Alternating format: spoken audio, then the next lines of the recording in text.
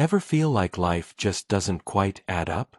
Like, how can being busy sometimes make you feel more unproductive? Or how can striving for happiness sometimes lead to more anxiety?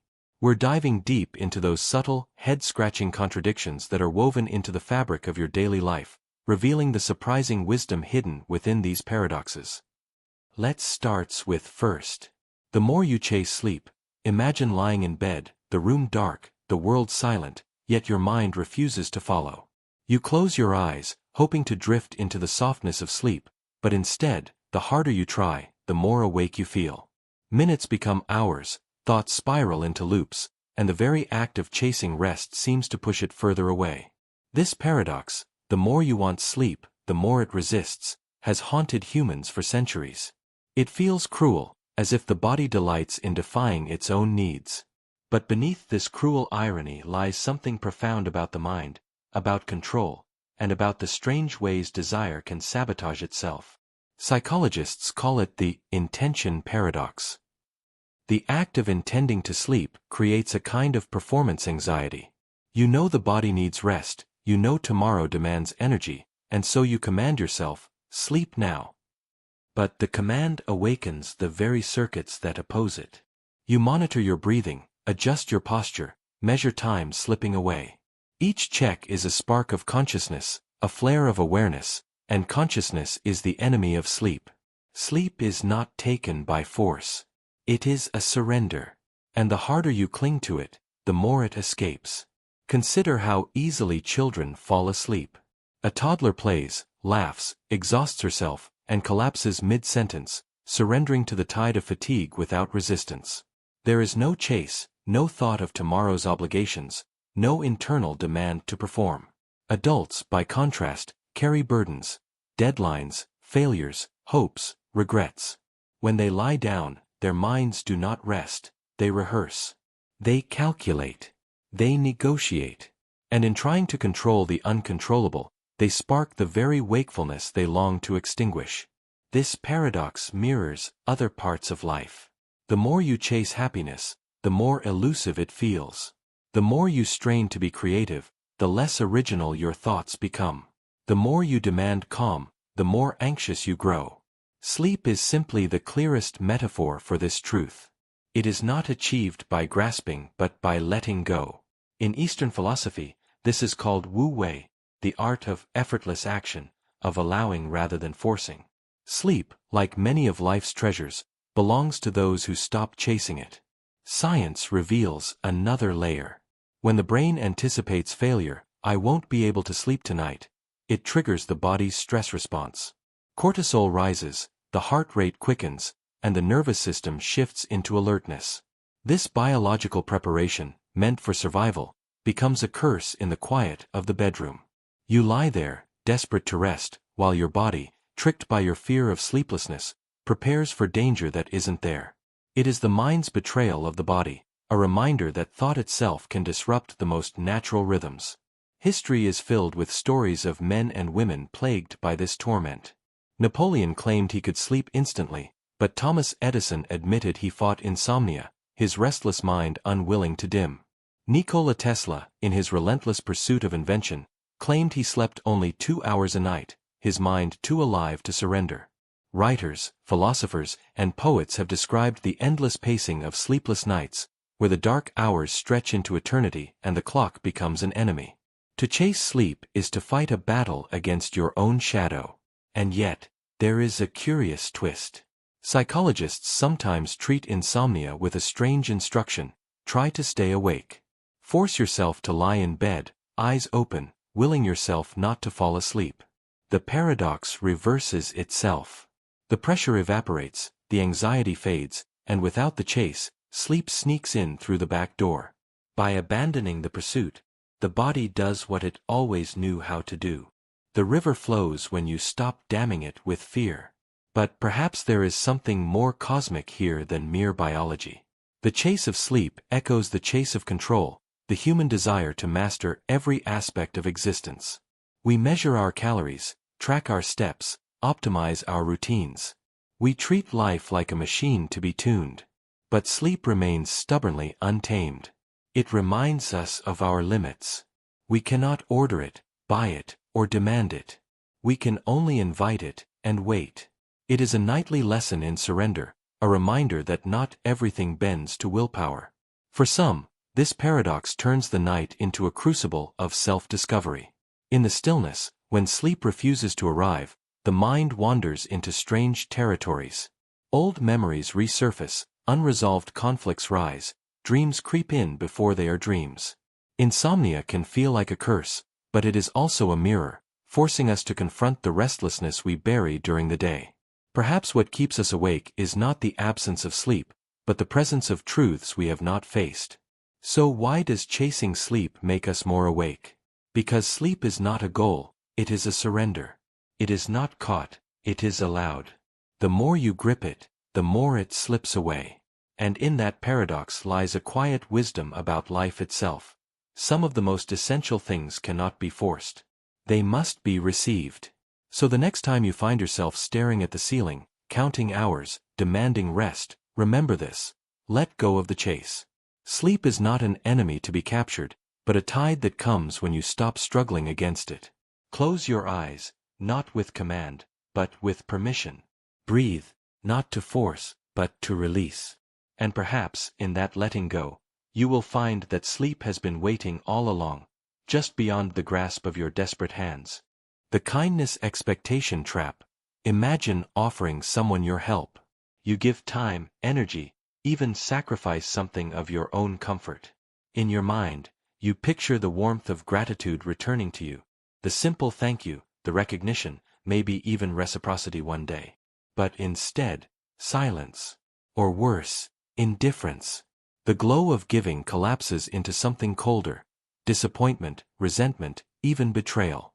This is the kindness expectation trap, when acts of generosity create invisible contracts that the other person never signed, leaving the giver wounded by their own unspoken hopes. On the surface, kindness appears pure. We are taught that giving without expecting return is virtue, almost sacred. Yet in practice, most generosity is tangled with expectation. You lend a friend money and expect repayment, or at least acknowledgement. You stay late at work to help a colleague and expect them to remember the favor. You offer compassion and expect gratitude. When the response doesn't match the picture in your mind, kindness mutates into hurt. What began as gift feels like loss. Psychologists explain this through reciprocity norms. Human societies evolved on the principle of exchange. Help given was help owed. Gratitude and return service were survival tools. The brain is wired to expect them. When generosity goes unanswered, it triggers alarm. We've been cheated, exploited, or left unseen.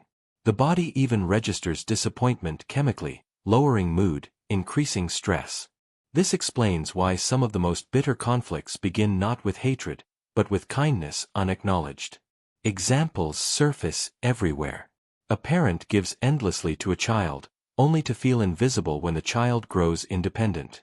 A friend helps another through crisis, but later feels abandoned when their own need arises. In workplaces, employees who go above and beyond burn out when rewards never come. The unspoken belief, my kindness will be noticed, honored, returned, becomes a trap because reality does not guarantee it. Some spiritual traditions warn of this trap directly. Buddhism teaches the practice of dana, generosity without attachment, precisely because expectation poisons the gift. Stoicism reminds us to act with virtue for its own sake, not for applause. Yet even with this wisdom, the heart often resists. We long for acknowledgement, because acknowledgement means we matter. When it does not arrive, the silence feels like erasure. But the paradox cuts deeper. When kindness is tangled with expectation, it is no longer fully kindness, it becomes transaction disguised as gift. The disappointment that follows is the shadow of that hidden bargain. The way out of the trap, then, is not to suppress generosity, but to become brutally honest with ourselves. Am I giving freely, or am I giving to receive? Can I release the outcome, or will I bind myself to their reaction? At the same time, gratitude itself is not meaningless. While we cannot demand it, offering acknowledgement sustains relationships. A simple thank you can prevent resentment from festering.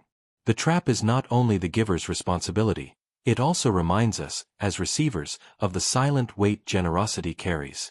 Gratitude may not be owed, but it is powerful medicine for connection. So the kindness expectation trap teaches two lessons. For givers, give what you can truly release, or else you hand over not a gift but a chain. For receivers, do not underestimate the healing force of gratitude, even if unasked. Between these two practices lies balance. And when disappointment does arrive, perhaps the shift is this: to see kindness not as an investment waiting for return, but as a reflection of who you choose to be. In that reframing, even silence cannot rob the act of its meaning. The gift becomes complete in itself. The freedom responsibility weight. Imagine standing on a wide open plain with no fences, no walls, no restrictions. At first, the feeling is exhilarating, limitless choice, endless possibility. But then a different sensation creeps in. Every step is yours to decide, every consequence yours to own. This is the paradox of freedom. What feels like release from weight at the start slowly reveals a hidden gravity. Greater freedom is not lighter, it is heavier, because with each open door comes the burden of choosing, and with each choice comes accountability. History shows this clearly. When nations win independence, the euphoria of liberation quickly gives way to the grind of governance. The flag rises, the anthem plays, but then comes the question: how do we feed our people, defend our borders, balance justice with power? Freedom does not erase responsibility, it multiplies it. Every citizen gains rights, but also gains duties. Leaders who once fought against oppression must now learn to hold authority without becoming oppressors themselves. Freedom is not the end of the story, it is the beginning of an even harder chapter. On the personal level, the same law applies. A teenager dreams of adulthood as pure liberation, no curfews, no parents dictating rules. Yet adulthood arrives not as endless pleasure, but as bills, deadlines, and moral accountability. To choose your path is thrilling, but it also means you alone bear the weight of failure or regret. Freedom to choose a career, a partner, a city, even a lifestyle.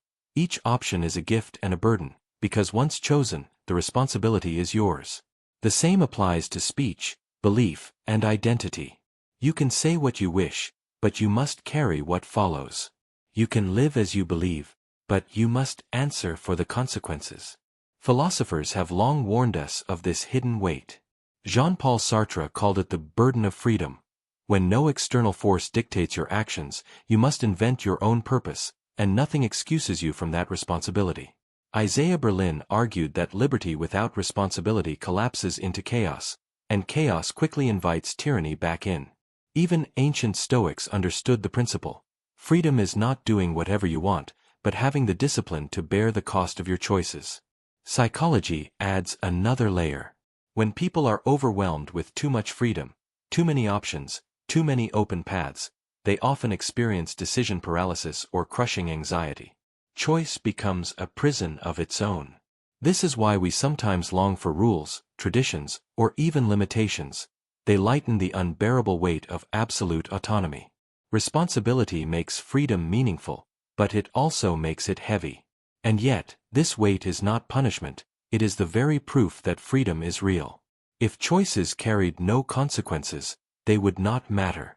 If liberty had no responsibility, it would be illusion. The heaviness of accountability is what anchors freedom to reality, preventing it from floating away into fantasy. Every step you take under your own will, every decision you own, adds mass to your life story. The weight is not chains, it is substance. In the end, freedom is a paradoxical gift. It hands you open skies but also puts the compass in your hand. It grants you the right to speak, to move, to create, but demands you face the echoes of your words, the outcomes of your actions, the impact of your creations. Those who seek freedom without responsibility chase a shadow. Those who accept both discover something deeper, that the very weight of accountability is what gives freedom its dignity, its gravity, its power. Because freedom without weight is emptiness. Freedom with responsibility is destiny.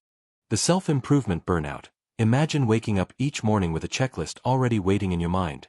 Meditate, journal, read 10 pages, exercise, drink water, learn a new skill, repeat affirmations. The rituals of self-improvement promise transformation, but over time, they can begin to feel like a trap. Instead of becoming lighter, freer, more whole, you feel heavier, always behind, always flawed, never enough. The pursuit of growth, meant to elevate you, begins to erode you. This is the paradox of self-improvement burnout, where striving to perfect the self creates only deeper cracks in identity. At first, the journey feels exhilarating. You read books that ignite hope, watch mentors explain discipline, follow routines that sharpen your focus. The early gains are real. You feel healthier, sharper, more in control. But slowly, the practices multiply. Each new insight adds another layer of expectation. The morning ritual stretches from 10 minutes to an hour. Productivity hacks become obligations. Rest itself begins to feel like laziness. You are not living, you are managing a never-ending project called you. Psychologists call this the perfection loop. When growth becomes obsessive, the measuring never stops. You're always one habit short, one book unread, one failure away from collapse. Improvement becomes a yardstick with no finish line. Instead of celebrating progress, the mind fixates on the gap that remains. And the cruel irony is this: the more you improve, the more flaws you notice. Growth sharpens self-awareness, but without balance, self-awareness mutates into self-criticism. Consider the person who embraces fitness. At first, they are proud to run a mile, then 5, then 10. But soon, joy is replaced by judgment. How fast was my pace? How efficient was my breathing? How visible are my results? Or the student of mindfulness who begins meditating daily, only to chastise themselves for failing whenever their mind wanders. The very tools meant to liberate become shackles of measurement, as if life is an endless exam with no passing grade. Some argue this burnout stems from the culture of optimization. Everywhere we are told to be the best version of ourselves. Social media magnifies it, offering curated glimpses of people waking at 5 a.m., journaling with perfect handwriting, mastering languages in their spare time. Comparison turns personal growth into competition, and competition into exhaustion. The question shifts from, who am I becoming? To, why am I not better, faster, stronger, like them? But there is a deeper layer: the illusion of control. Self-improvement often promises mastery over chaos, a way to bend life into certainty. If I can just discipline myself enough, I can avoid pain, failure, rejection. Yet life resists control. No ritual, no system, no habit can stop heartbreak, illness, or chance. When reality interrupts, the illusion shatters, and the seeker feels not only pain, but shame, because they believed they should have been prepared. The path forward is not to abandon growth, but to recognize its shadow. Self-improvement becomes toxic when it forgets its purpose: to enhance life, not replace it. Growth should be a companion, not a tyrant. Instead of rituals as chains, they can be choices. Instead of perfection, the goal can be integration, learning to accept the flawed self even while shaping a better one. The paradox is that true improvement often begins when the obsession with improvement ends. The self is not a product to optimize endlessly. It is a landscape to live in, with peaks and valleys, storms and sunlight. Burnout arises when we treat it as a machine that must always run faster. Healing begins when we remember that growth is not linear, not competitive, not infinite. Sometimes, the most radical self-improvement is to stop, breathe, and allow yourself to be enough. The social media isolation. Imagine scrolling through your phone late at night. Notifications light the screen: likes, follows, comments, new friend requests. On the surface, it feels like connection, like the entire world is at your fingertips. Yet as you put the device down, a strange emptiness creeps in. Despite being surrounded by hundreds, even thousands of digital friends, you feel alone. The paradox is sharp. The more connected you appear online, the more isolated you may feel in reality. This is the phenomenon of social media isolation, a modern illusion that confuses quantity of connections with quality of relationships. In older times, connection was tactile: rooted in face-to-face encounters. A conversation at the market, a letter exchanged, a shared meal. These were slow and deliberate, carrying weight and presence. Today, the architecture of connection has shifted. You can connect in seconds, add a new friend with a tap, yet never truly know them. The human brain, wired for depth and intimacy, struggles to reconcile this shallow flood. It feels surrounded, but not held. Psychologists describe this as the difference between social presence and social belonging. Social presence is the appearance of being surrounded by others, the numbers, the followers, the endless stream of avatars. Social belonging, however, is the deep assurance that you are seen, valued, and understood. Social media is brilliant at providing presence but weak at delivering belonging. You may scroll past hundreds of updates, yet none of them fills the silence in your own mind. The illusion of closeness magnifies the ache of distance. Examples abound. Studies show that people with the most friends on platforms often report higher levels of loneliness. A teenager with 5,000 followers might still eat lunch alone, the glow of the phone unable to replace eye contact across a table. An adult may comment daily in group chats yet feel no one truly knows what they're going through. The discrepancy breeds isolation. It is not the absence of people, it is the absence of depth. Social comparison intensifies the problem. When you log in, you see highlight reels of other lives, vacations, parties, achievements, smiles curated for display. The brain, wired to compare, begins to measure your quiet, messy reality against polished fragments. You may feel surrounded by people, yet simultaneously excluded from their joys. The result is a paradox of abundance. More connections, more exposure, and yet more alienation. The crowd magnifies the loneliness rather than dissolving it. But why does it cut so deep? Evolutionarily, humans depended on tight-knit tribes of 20 to 50 individuals. Belonging was survival. The brain evolved to crave depth, touch, tone, shared labor, vulnerability. Modern social media replaces that with thin threads stretched across vast distances. The tribe grows to thousands, but the ties weaken. Instead of being nourished by a few deep bonds, the mind is overstimulated by countless shallow ones. The hunger for intimacy remains unsatisfied, no matter how many pings and likes arrive. There is also the illusion of performative self. On social media, you are never fully yourself. You are a curated version, a projection sculpted for others' gaze. You may collect reactions, but they are directed at the performance, not the person behind it.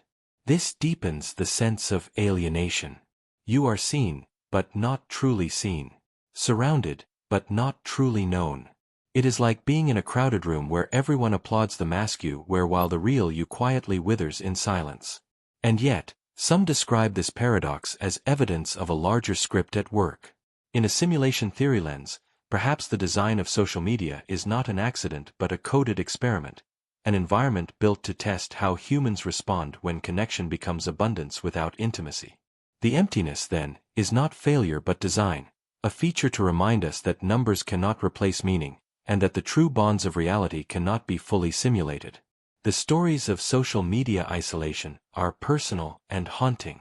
A young woman posts daily selfies, collecting hundreds of compliments, yet confesses she has no one she can call at 3 a.m.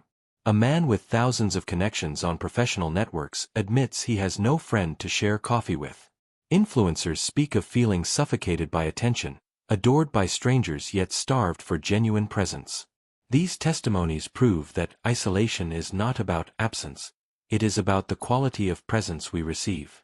In the end, the more connected we become, the more we risk forgetting the roots of connection itself. Being known, being cared for, being present in ways a screen cannot replicate. Social media can amplify voices, share stories, and create networks, but it cannot replace the warmth of shared silence, the safety of being vulnerable without filters, the depth of bonds formed slowly, face to face. The paradox of social media isolation is this: the more you reach outward into the crowd, the lonelier you may feel within yourself. True belonging is not found in numbers, but in depth. Not in followers, but in friends. Not in presence, but in presence that matters. And until we rediscover that difference, the glow of our screens will continue to illuminate not just our connections, but the shadows of our solitude. The learning humility effect. Imagine standing at the base of a mountain. From far away it looks small, conquerable, almost inviting. You take your first steps with confidence, believing the climb will be simple. But as you move closer, the mountain rises higher, its ridges sharper, its scale overwhelming. Each step forward does not shrink the mountain, it reveals how vast it truly is. This is the effect of learning. The more you learn, the more you realize how little you know. What once felt like mastery dissolves into humility, a quiet recognition that knowledge is not a summit to be reached but a horizon that expands with every step. At first, learning feels like empowerment. The beginner opens a book, grasps a concept, solves a problem, and feels a rush of certainty. The world appears clearer, manageable, even controllable. Psychologists call this the Dunning-Kruger effect. With little knowledge, confidence is inflated. We mistake the first glimmers of understanding for the whole picture. But as we press deeper, we encounter the edges of our comprehension, and confidence collapses. The subject that once felt simple becomes endlessly complex. Every answer births new questions. Every solved riddle exposes 1,000 unsolved ones. Humility replaces arrogance, and in that humility lies the truest form of wisdom. History offers countless examples. Socrates, one of the greatest philosophers of ancient Greece, declared that he was wise only because he knew that he knew nothing. The man credited with shaping Western philosophy based his wisdom not on answers, but on awareness of his ignorance. Centuries later, Isaac Newton described himself as a child collecting shells on the shore of a vast ocean of truth. Even after unlocking the laws of motion and gravity, he saw himself as someone who had barely touched the surface. Einstein, too, often admitted that every new discovery only deepened his sense of mystery about the universe. For the greatest minds, knowledge does not inflate pride, it erodes it. Think of science itself. Every breakthrough opens a door into greater complexity. When physicists discovered the atom, they believed they had found the indivisible building block of matter. But deeper study revealed protons, neutrons, electrons, then quarks, gluons, and quantum fields. Each final answer only fractured into further questions. The universe seems to stretch endlessly downward and upward, infinite in scale. The humility effect is not just psychological, it is woven into the structure of reality itself. On a personal level, we all experience this shift when we step into any field of study. A novice guitarist might believe they've nearly mastered music after learning a few chords. But a year later, after exploring scales, theory, improvisation, and rhythm, they realize they've only scratched the surface.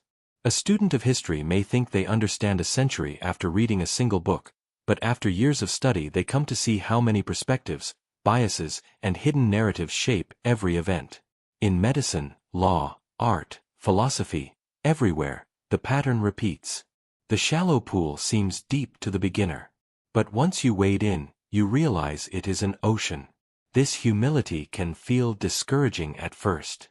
The mind craves certainty, but learning destroys illusions of certainty.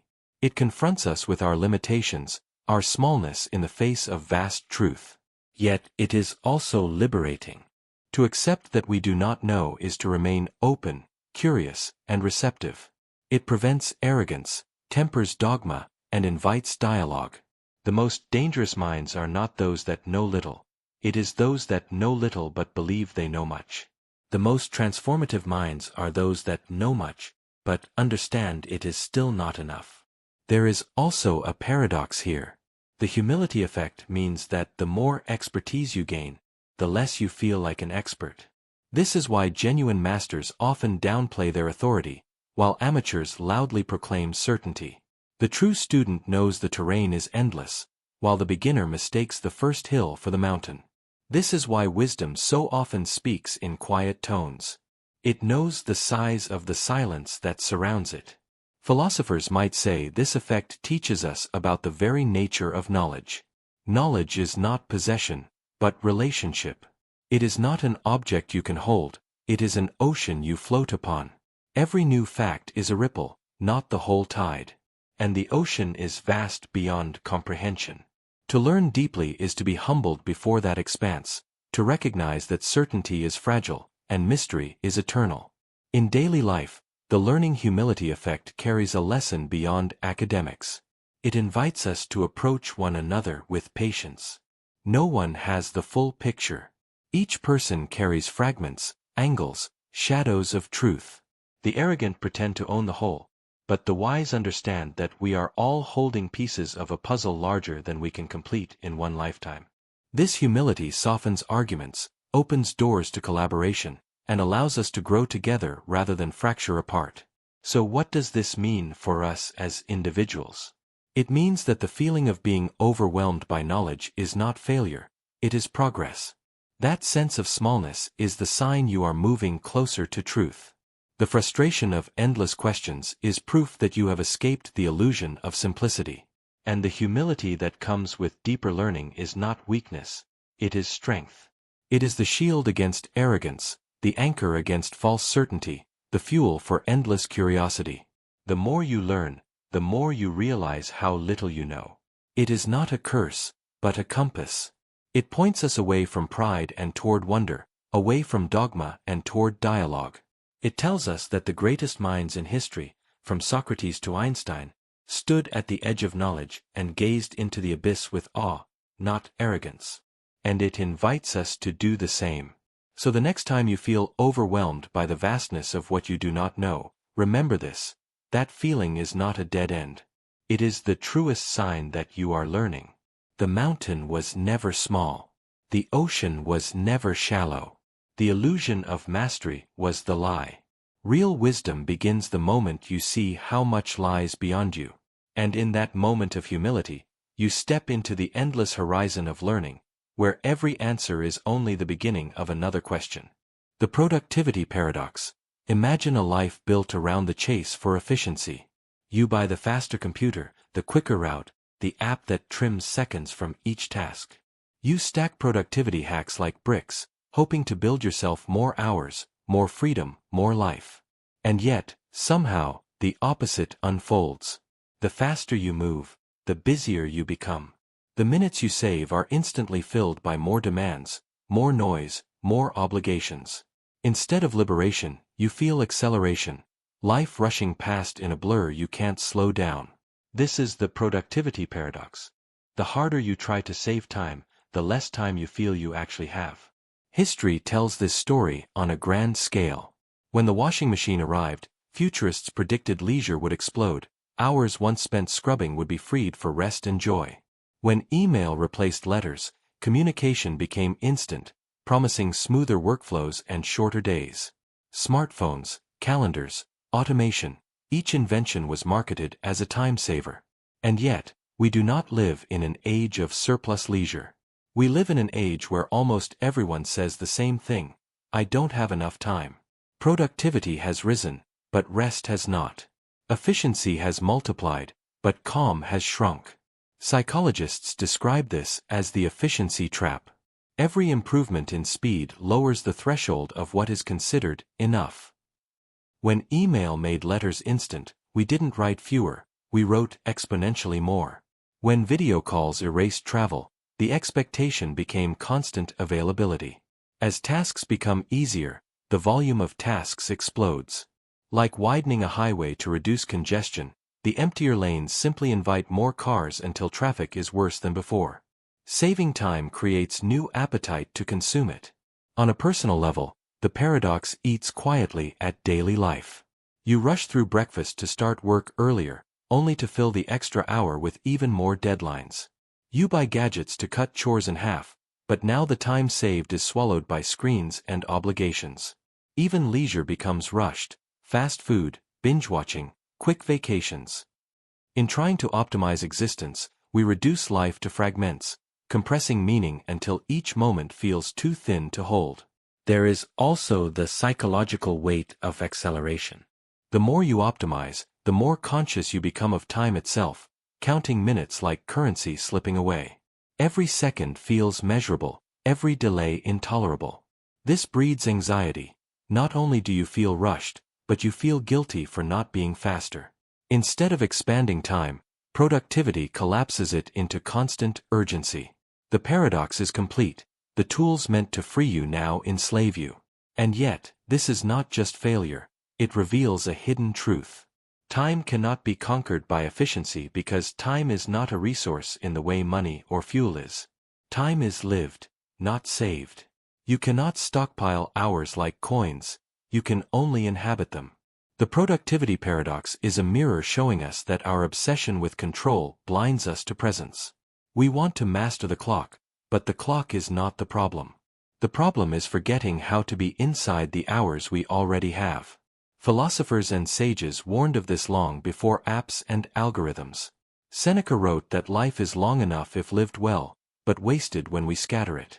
Buddhist teachings remind us that rushing is an illusion, because the future we chase never arrives, it is always now. Even modern psychology confirms, people who slow down and engage deeply report time as more abundant, not less. The paradox dissolves when attention replaces acceleration. So what is the way out? It is not abandoning productivity altogether. Tools can help. But the shift is subtle. Save time not to do more, but to do less better. Guard the hours you carve out, instead of letting them be consumed. Treat time saved as sacred, not spare change. Allow tasks to expand gently rather than compress violently. Choose slowness in some areas, so speed in others serves meaning, not panic. Because the true paradox is not that saving time makes life feel rushed, it is that slowing down makes life feel fuller. The more you inhabit each moment, the longer it seems to last. A single unhurried conversation can stretch wider than a whole day of frantic efficiency.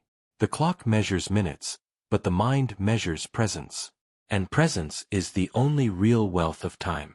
The productivity paradox is a warning disguised as wisdom. You can race endlessly and still feel behind, or you can step back, let the hours breathe, and finally feel ahead. Life does not ask you to outrun time. It asks you to live it. The happiness pursuit trap. Imagine someone setting out on a lifelong quest for happiness, eyes fixed on the horizon as though joy were a destination, one final city of light where struggle ends. They read books, chase careers, purchase comforts, travel oceans, all in pursuit of the golden prize. Yet the closer they seem to get, the more it slips through their hands. This is the trap of happiness. The harder you chase it directly, the more elusive it becomes, like trying to grasp sunlight in your palm. Philosophers across time have warned of this paradox. John Stuart Mill once confessed, "Those only are happy who have their minds fixed on something other than happiness." In other words, happiness emerges as a byproduct, not a target. Viktor Frankl, who survived the horrors of concentration camps, observed the same truth. The pursuit of meaning, not pleasure, sustained the human spirit. Those who fixated only on happiness broke under its absence. Those who dedicated themselves to purpose often found a quiet, resilient joy. Psychology supports this ancient wisdom. Studies show that people who rank happiness as their ultimate goal often report lower satisfaction with life. Why? Because happiness, when pursued directly, magnifies awareness of its absence. Every unmet expectation becomes proof of failure. Like a mirage, the harder you run toward it, the further away it seems. But when attention shifts to connection, creativity, kindness, or growth, happiness often arrives quietly, unannounced, like a shadow following the body. Consider how the trap plays out in everyday life. Someone says, "If I get this promotion, I'll finally be happy." They get it, and within months, the glow fades. Another tells themselves, "If I find the right partner, then happiness will come." They do, but relationships carry conflict, routine, and work alongside love. Each milestone, when treated as a guarantee of happiness, reveals the flaw. Happiness is not a trophy to be won, but a current that runs beneath the activities we give meaning to. Cultural forces deepen the trap. Modern society sells happiness as a commodity. Advertisements promise that joy comes in a new phone, a new car, a new diet. Social media projects endless reels of smiling faces, staged moments, and curated bliss. We begin to measure ourselves against these illusions, asking why our own lives do not shine the same way. The pursuit becomes obsessive, and the obsession becomes despair. The irony is brutal. In chasing the image of happiness, we erode the possibility of real contentment. Yet there is a way out of the trap, though it feels counterintuitive. Stop chasing happiness directly, and instead pursue meaning, presence, and engagement. A gardener bent over soil does not constantly ask, "Am I happy?" They are absorbed in the rhythm of planting, and in that rhythm, happiness often arrives unbidden. A musician practicing long hours may not always feel joy in the grind, yet when the music flows, fulfillment appears. Parents sacrificing sleep for a newborn may not describe themselves as happy in the moment, yet years later they describe those times as deeply meaningful. Happiness, when it comes, is woven through purpose, not extracted through force. The pursuit trap is a mirror of the human condition. The more we clutch at life's most delicate treasures, the more they slip away. Try to sleep when you're desperate to sleep, and insomnia takes hold. Try to impress when you're desperate to impress, and awkwardness grows. Try to be happy at all costs, and the effort itself becomes a barrier. Happiness is not a door you can batter down. It's a door that opens when you stop pounding. In the end, the lesson is stark but liberating. Happiness cannot be hunted like prey, nor purchased like property. It can only be invited, and it comes most often when the invitation is unspoken. By living for purpose, for love, for curiosity, and for others, we stumble upon the very thing we were chasing. And when we finally stop asking, "Am I happy yet?" that is often the moment happiness gently answers, "I've been here all along." The vulnerability defense. Imagine sitting across from someone you trust enough to share a secret with. Your voice trembles, your words reveal something raw, an insecurity, a failure, a fear you've carried for years. In that moment, the air between you feels sacred. Vulnerability builds closeness. It creates bonds stronger than small talk ever could. Yet as you leave that space, a shadow follows. Because now, someone else holds your truth, and in the wrong hands, what you revealed can become a weapon. This is the paradox of vulnerability. The very act that builds trust also arms others with ways to hurt you. Throughout history and psychology, vulnerability has been celebrated as the key to intimacy.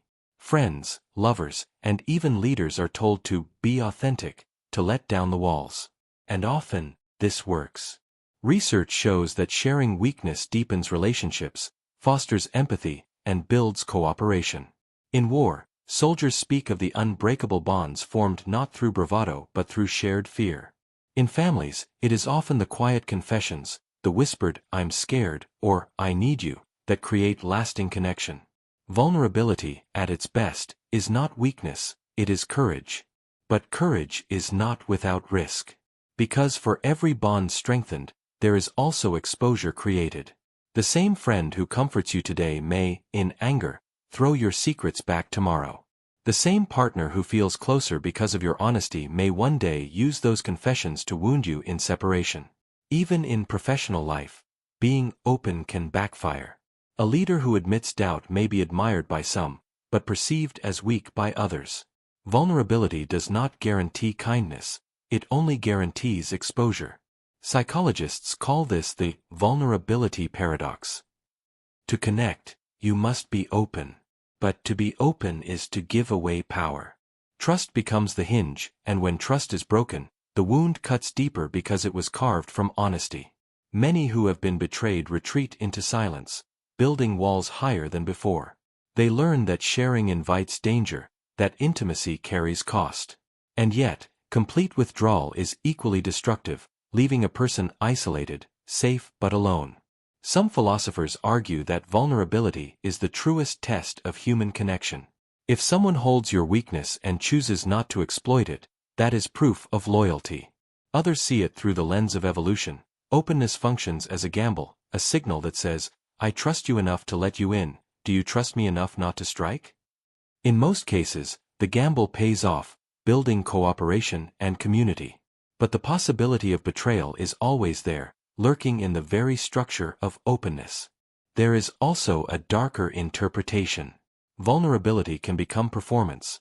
People reveal flaws not out of trust, but to manipulate, to gain sympathy, to disarm. In this sense, openness itself becomes a defense, not an exposure. By controlling the narrative of weakness, a person may actually shield themselves, offering just enough honesty to prevent others from digging deeper. In this paradoxical way, vulnerability can be both the weapon and the shield.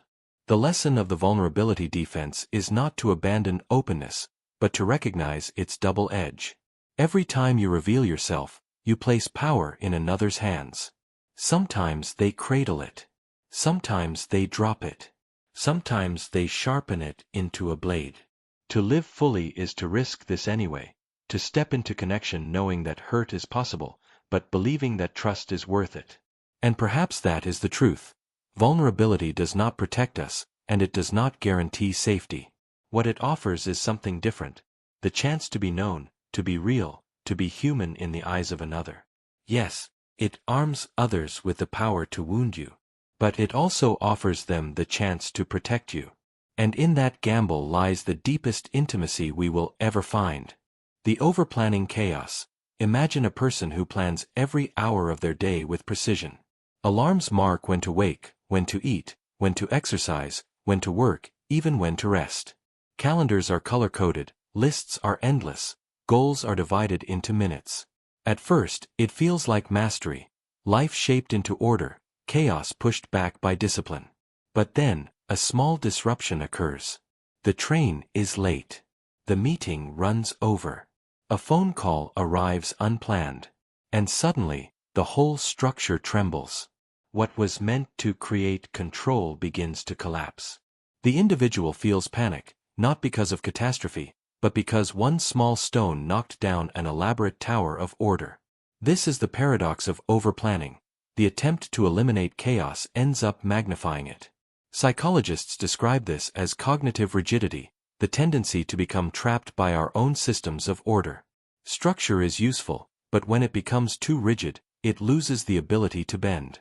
Life, unpredictable by nature, pushes against the structure until it cracks. A small delay snowballs into anxiety, an unplanned event feels catastrophic, and the person who believed they had built resilience discovers they have built fragility instead. The overplanned life is like a glass sculpture, intricate, beautiful, but shattered by the slightest vibration. Real-life examples reveal the toll this takes. A student plans to study every subject in exact intervals, but when a class is rescheduled, the plan collapses and stress surges. A professional divides the day into microtasks, but when the internet goes down for an hour, the undone tasks ripple forward like falling dominoes, creating the illusion of failure. Even leisure can be destroyed by overplanning. A vacation mapped minute by minute leaves no room for wonder, and any delay transforms joy into frustration. Why does this happen? At the root is a misunderstanding of control. Humans crave certainty in a world that is inherently uncertain. Overplanning becomes a shield against unpredictability. But because the world cannot be controlled, every intrusion feels like a personal defeat. The planner is not more prepared for chaos, but more vulnerable to it, because they cannot absorb the unplanned without breaking. History shows us another rhythm. Farmers once planned around seasons, but they always left room for weather's unpredictability. Sailors charted courses but accepted storms. Ancient philosophies like Stoicism and Taoism warned against rigid control, teaching instead the art of flexibility, structure as a guide, not a cage. Modern life, however, often mistakes planning for power, forgetting that survival has always depended more on adaptability than on rigidity.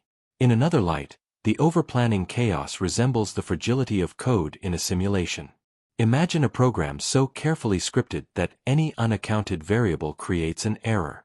The simulation freezes, collapses, or loops endlessly. Overplanning a life mirrors this.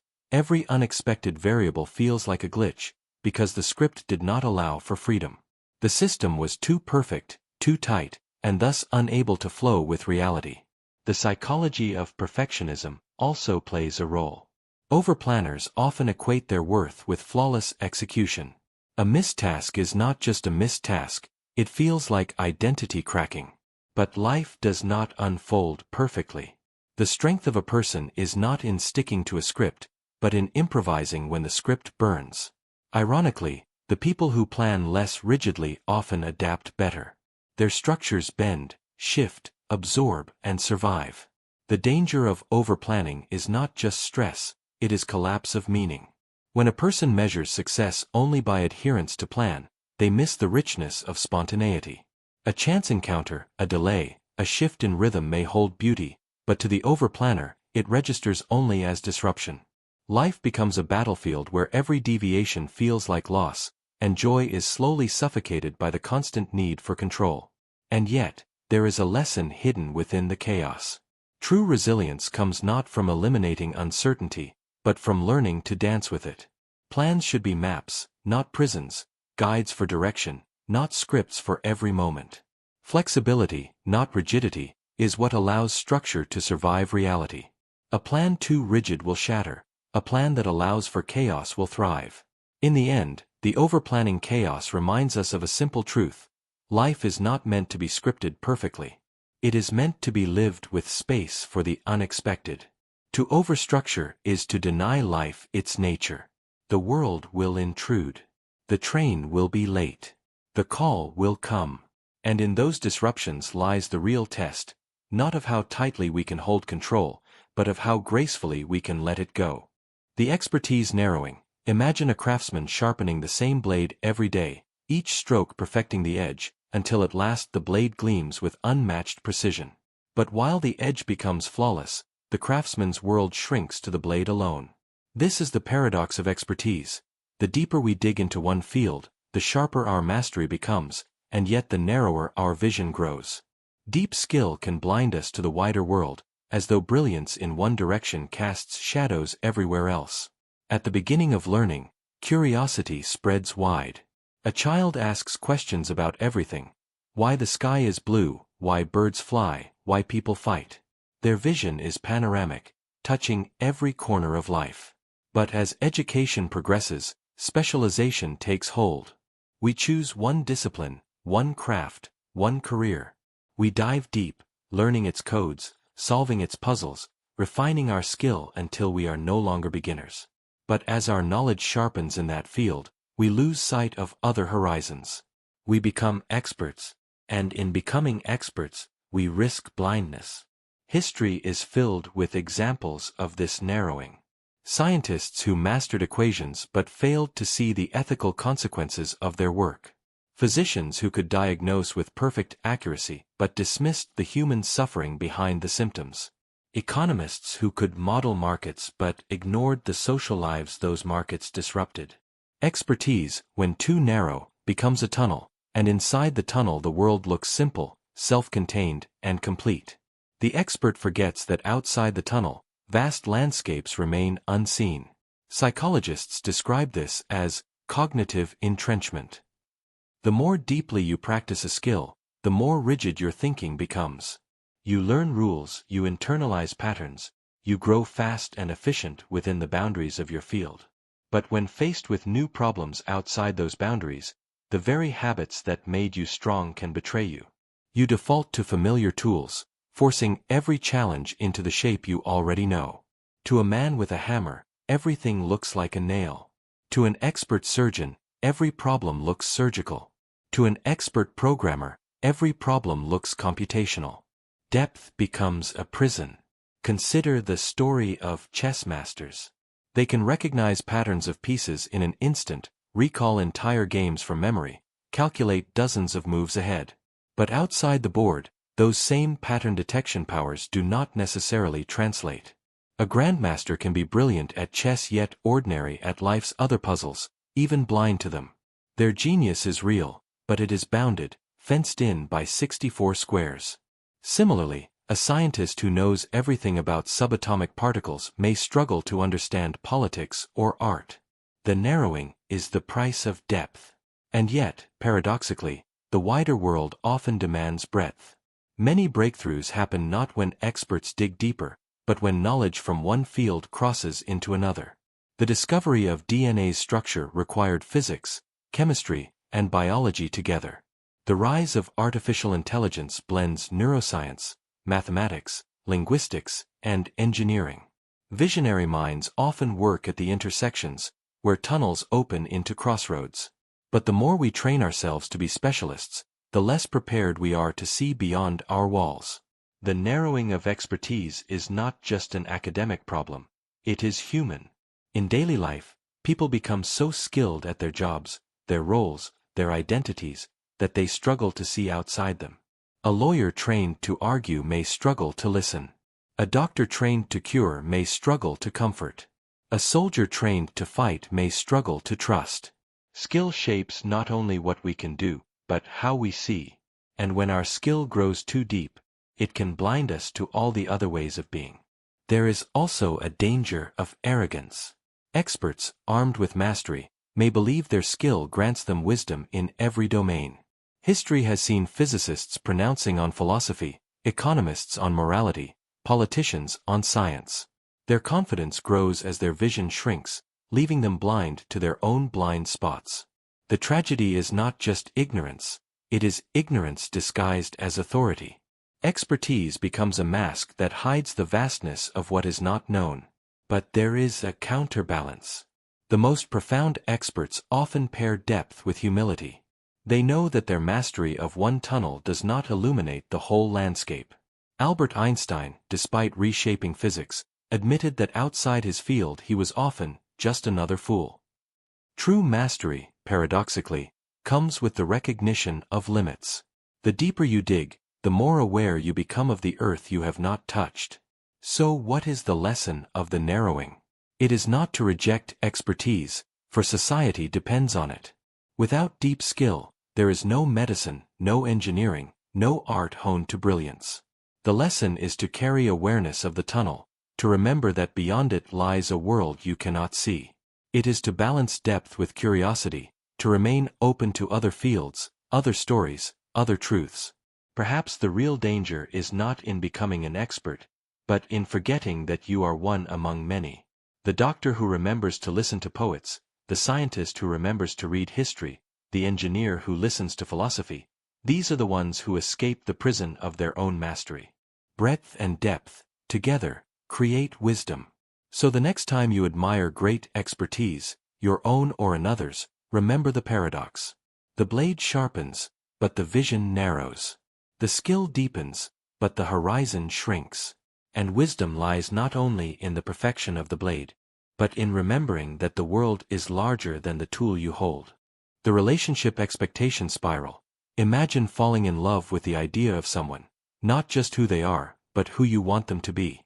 At first, every flaw feels small, every imperfection softened by the glow of affection. But as time moves on, demands creep in. Why don't they listen more carefully? Why don't they express love more often? Why don't they handle stress the way you imagined? The more you measure them against an invisible standard, the more the relationship feels like it falls short. What began as closeness becomes criticism. What began as acceptance becomes constant evaluation. This is the relationship expectation spiral. The more perfection you demand, the less perfect the love feels. It begins innocently. Expectations are natural. Everyone enters a relationship with hopes, needs, and ideals. But when those expectations harden into conditions, love becomes transactional. A partner is no longer valued for who they are, but for how well they meet the checklist. If they succeed, relief. If they fail, disappointment. And because no one can perfectly embody another person's dream, failure is inevitable. Slowly, joy drains away, replaced by the sense that something is missing, even when nothing catastrophic is wrong. Psychologists explain this through hedonic adaptation. The human mind adjusts quickly to what once felt extraordinary. The thoughtful texts, the laughter, the gestures that once felt magical soon feel baseline. Gratitude fades, replaced by the hunger for more. If they cooked dinner once, why not twice? If they were attentive yesterday, why not today? The spiral deepens, the bar rises, satisfaction shrinks, and the relationship feels perpetually insufficient. This dynamic has been seen across cultures and time. Ancient philosophers warned against it. In Stoicism, Epictetus taught that loving someone requires embracing their flaws, not molding them to impossible ideals. Buddhism speaks of clinging. When we demand too tightly, suffering multiplies. Even in modern relationship science, Research shows that couples who emphasize acceptance and appreciation report far greater satisfaction than those who emphasize standards and demands. Yet despite this wisdom, the spiral pulls many into its grip. Real life offers endless examples. A partner who once adored their spouse's ambition begins to resent the long hours. Someone who once loved their partner's quiet nature begins to criticize them for not being outgoing enough. What was once charm becomes complaint, because the ideal in the mind keeps shifting upward. The partner is the same, but the perception corrodes under the weight of expectation. The paradox is cruel but simple. The more we chase perfection, the more flaws we notice. The human brain is tuned to scan for gaps between reality and desire. When desire is rigid, gaps are guaranteed. The spiral spins faster, until even genuine acts of love feel inadequate, because they do not match the fantasy of flawless devotion. So what is the way out? It is not abandoning expectations entirely. Relationships need boundaries and needs. The shift is in balance, valuing effort as much as outcome, seeing humanity rather than flaw. Gratitude interrupts the spiral. Presence slows it down. When you consciously notice what is good, what is consistent, what is kind, you weaken the grip of impossible standards. Love then shifts from performance to partnership, from evaluation to appreciation. The relationship expectation spiral teaches us that love cannot survive as a test. It thrives as recognition. The partner who feels seen, flaws and all, is the one who grows closer, not further away. And the partner who can release the chase for perfection discovers something better than perfection. Intimacy, the raw truth of two imperfect people choosing each other anyway. Because in the end, relationships are not mirrors of our fantasies. They are mirrors of our capacity to accept, to forgive, to notice the beauty inside imperfection. The spiral stops not when the other becomes flawless, but when we learn to love without demanding they be anything more than human. The selfless ego, imagine the moment you give freely, helping someone in need, offering time, money, or comfort. On the surface it feels selfless, an act stripped of ego. Yet if you look closely, something else stirs inside, a flicker of pride, a warmth of importance, the quiet sense that your life matters more because you touched another's. This is the paradox of the selfless ego. Even in our most generous moments, the self lingers, whispering, "I am the one who helped. I am the one who mattered." Philosophers and psychologists have wrestled with this tension for centuries. Friedrich Nietzsche accused altruism of being disguised self-interest, arguing that behind every act of sacrifice lies a hunger for power or recognition. Sigmund Freud called it sublimation, our hidden desires redirecting into socially acceptable forms. Even modern psychologists studying prosocial behavior often conclude that generosity rewards the giver as much as, or sometimes more than, the receiver. The glow after helping is not accidental, it is hardwired into the brain, a flood of dopamine and oxytocin designed to reinforce cooperation. We feel good because we did good, and we return to it because it makes us feel meaningful. But is that corruption or design? Consider evolution. For ancient tribes, survival depended on cooperation. Those who helped others were more likely to be valued, protected, and remembered. Altruism spread not because it denied the self, but because it secretly served it. Helping others built reputation, which built influence, which increased survival. The selfless ego is not a flaw of nature, it is nature's strategy, intertwining self-preservation with self-giving. Still, this paradox unsettles us. We like to think of pure generosity as untouched by ego. Yet studies show even anonymous givers, who receive no public credit, often report a deep sense of satisfaction, as though the universe itself witnessed their deed. The ego does not always crave applause from others, it craves applause from within. When we lift someone else, we simultaneously lift the story we tell about ourselves. I am good. I am kind. I matter. Religions have long warned against this hidden trap. In Buddhism, the ego cloaked in virtue is still ego, and true compassion comes only when the self dissolves.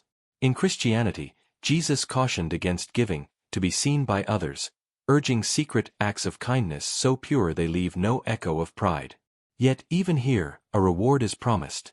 treasure in heaven, divine acknowledgement, which again feeds the yearning for significance. The selfless act, it seems, always circles back to the self. This is not to say generosity is fake or meaningless. In fact, it is the opposite. The paradox shows that self and other are not as separate as we believe. By helping others, we affirm our place in the web of existence. The satisfaction we feel is not vanity, it is the natural resonance of connection. The ego is not only a parasite feeding on kindness, it is also the mechanism that drives us toward it. Without that inner reward, perhaps fewer people would give at all. But awareness matters. If you know your acts of generosity also feed your ego, you can hold the paradox with honesty. You can give without lying to yourself, embracing both sides. Yes, I am helping them, and yes, it nourishes me too. Instead of chasing the fantasy of perfect selflessness, we can accept the messy truth of human nature, that we are wired to seek significance, and sometimes the most profound way we find it is by lifting others. In the end, the selfless ego reminds us that virtue and vanity are not opposites, but dance partners. Every act of giving is a mirror. You reach to help another, and in their uplifted face you glimpse your own reflected worth. The question is not whether the ego hides inside your kindness, it does, but whether you allow that paradox to fuel greater compassion, or to shrink into self-congratulation. Because at its best, the selfless ego is not hypocrisy. It is proof that by serving others, we discover the deepest truth about ourselves, that significance is not found in isolation, but in connection. The control anxiety loop. Imagine waking each morning with a silent checklist already running in your mind. You plan the day down to the smallest detail, what you'll eat, how you'll speak, when you'll rest, because control feels like safety. If everything is managed, nothing can go wrong. But as you tighten your grip, something unexpected happens. The smallest disruption, a delayed train, a sudden message, a shift in someone's tone, feels catastrophic. Instead of calming you, control breeds fear. You are no longer managing life, you are bracing against it. This is the control anxiety loop. The harder you try to control everything, the more anxious you become about the possibility of losing control. It begins with good intentions. People seek order to protect themselves. A student studies meticulously to avoid mistakes. A parent structures routines to keep chaos away from the household. A worker builds elaborate systems to stay productive. At first, the structure seems empowering. Anxiety softens, and life feels more predictable. But soon, the structure itself becomes fragile. Every unplanned moment feels like a threat.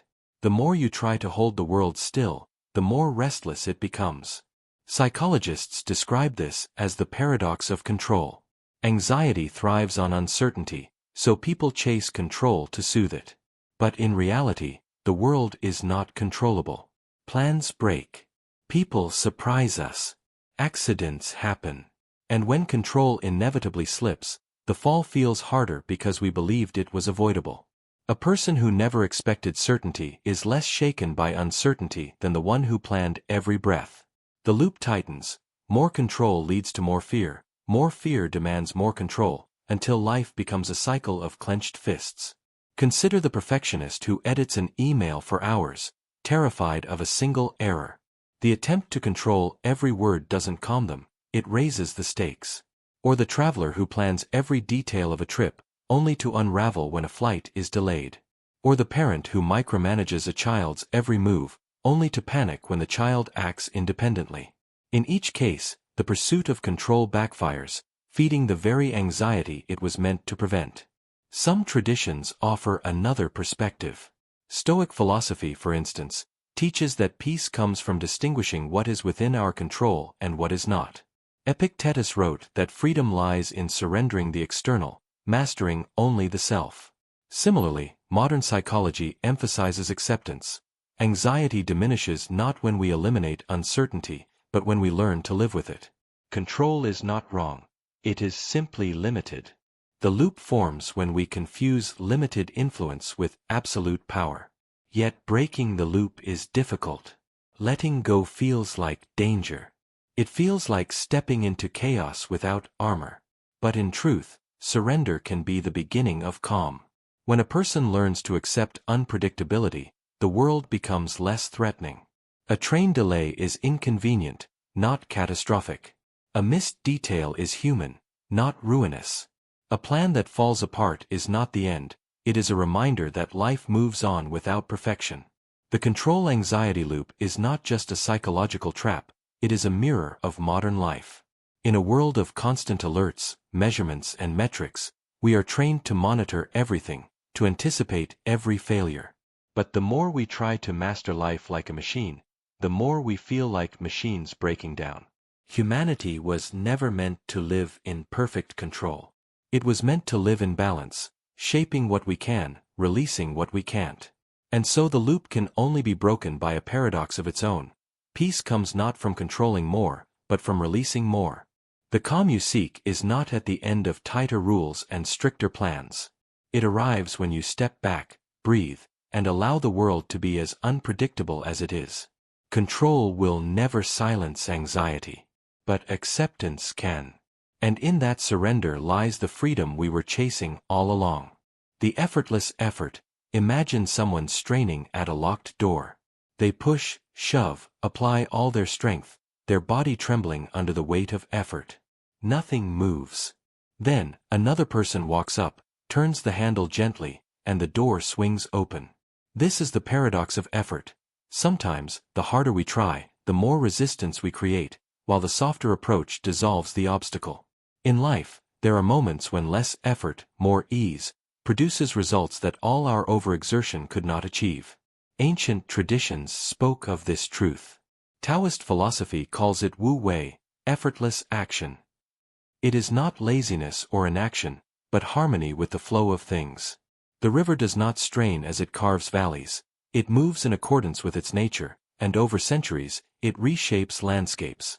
The archer who forces his shot misses, but the one who releases with calm precision hits the mark. The paradox is everywhere. The more desperately we try to control, the more we break harmony. The more we let go of control, the more naturally results emerge. Psychologists recognize this pattern too. Under pressure, the brain's prefrontal cortex can overload, interfering with skills that are otherwise effortless. Athletes call it choking. A golfer swings worse when overthinking the mechanics than when moving instinctively. A student solving a test problem may freeze under strain, even though the answer is clear in a calmer state. Strain narrows perception, while ease expands it. The body and mind perform best not under maximum force, but under balanced presence. Real life offers countless examples. A person trying too hard to make friends often appears desperate, pushing others away, while someone relaxed and authentic attracts without effort.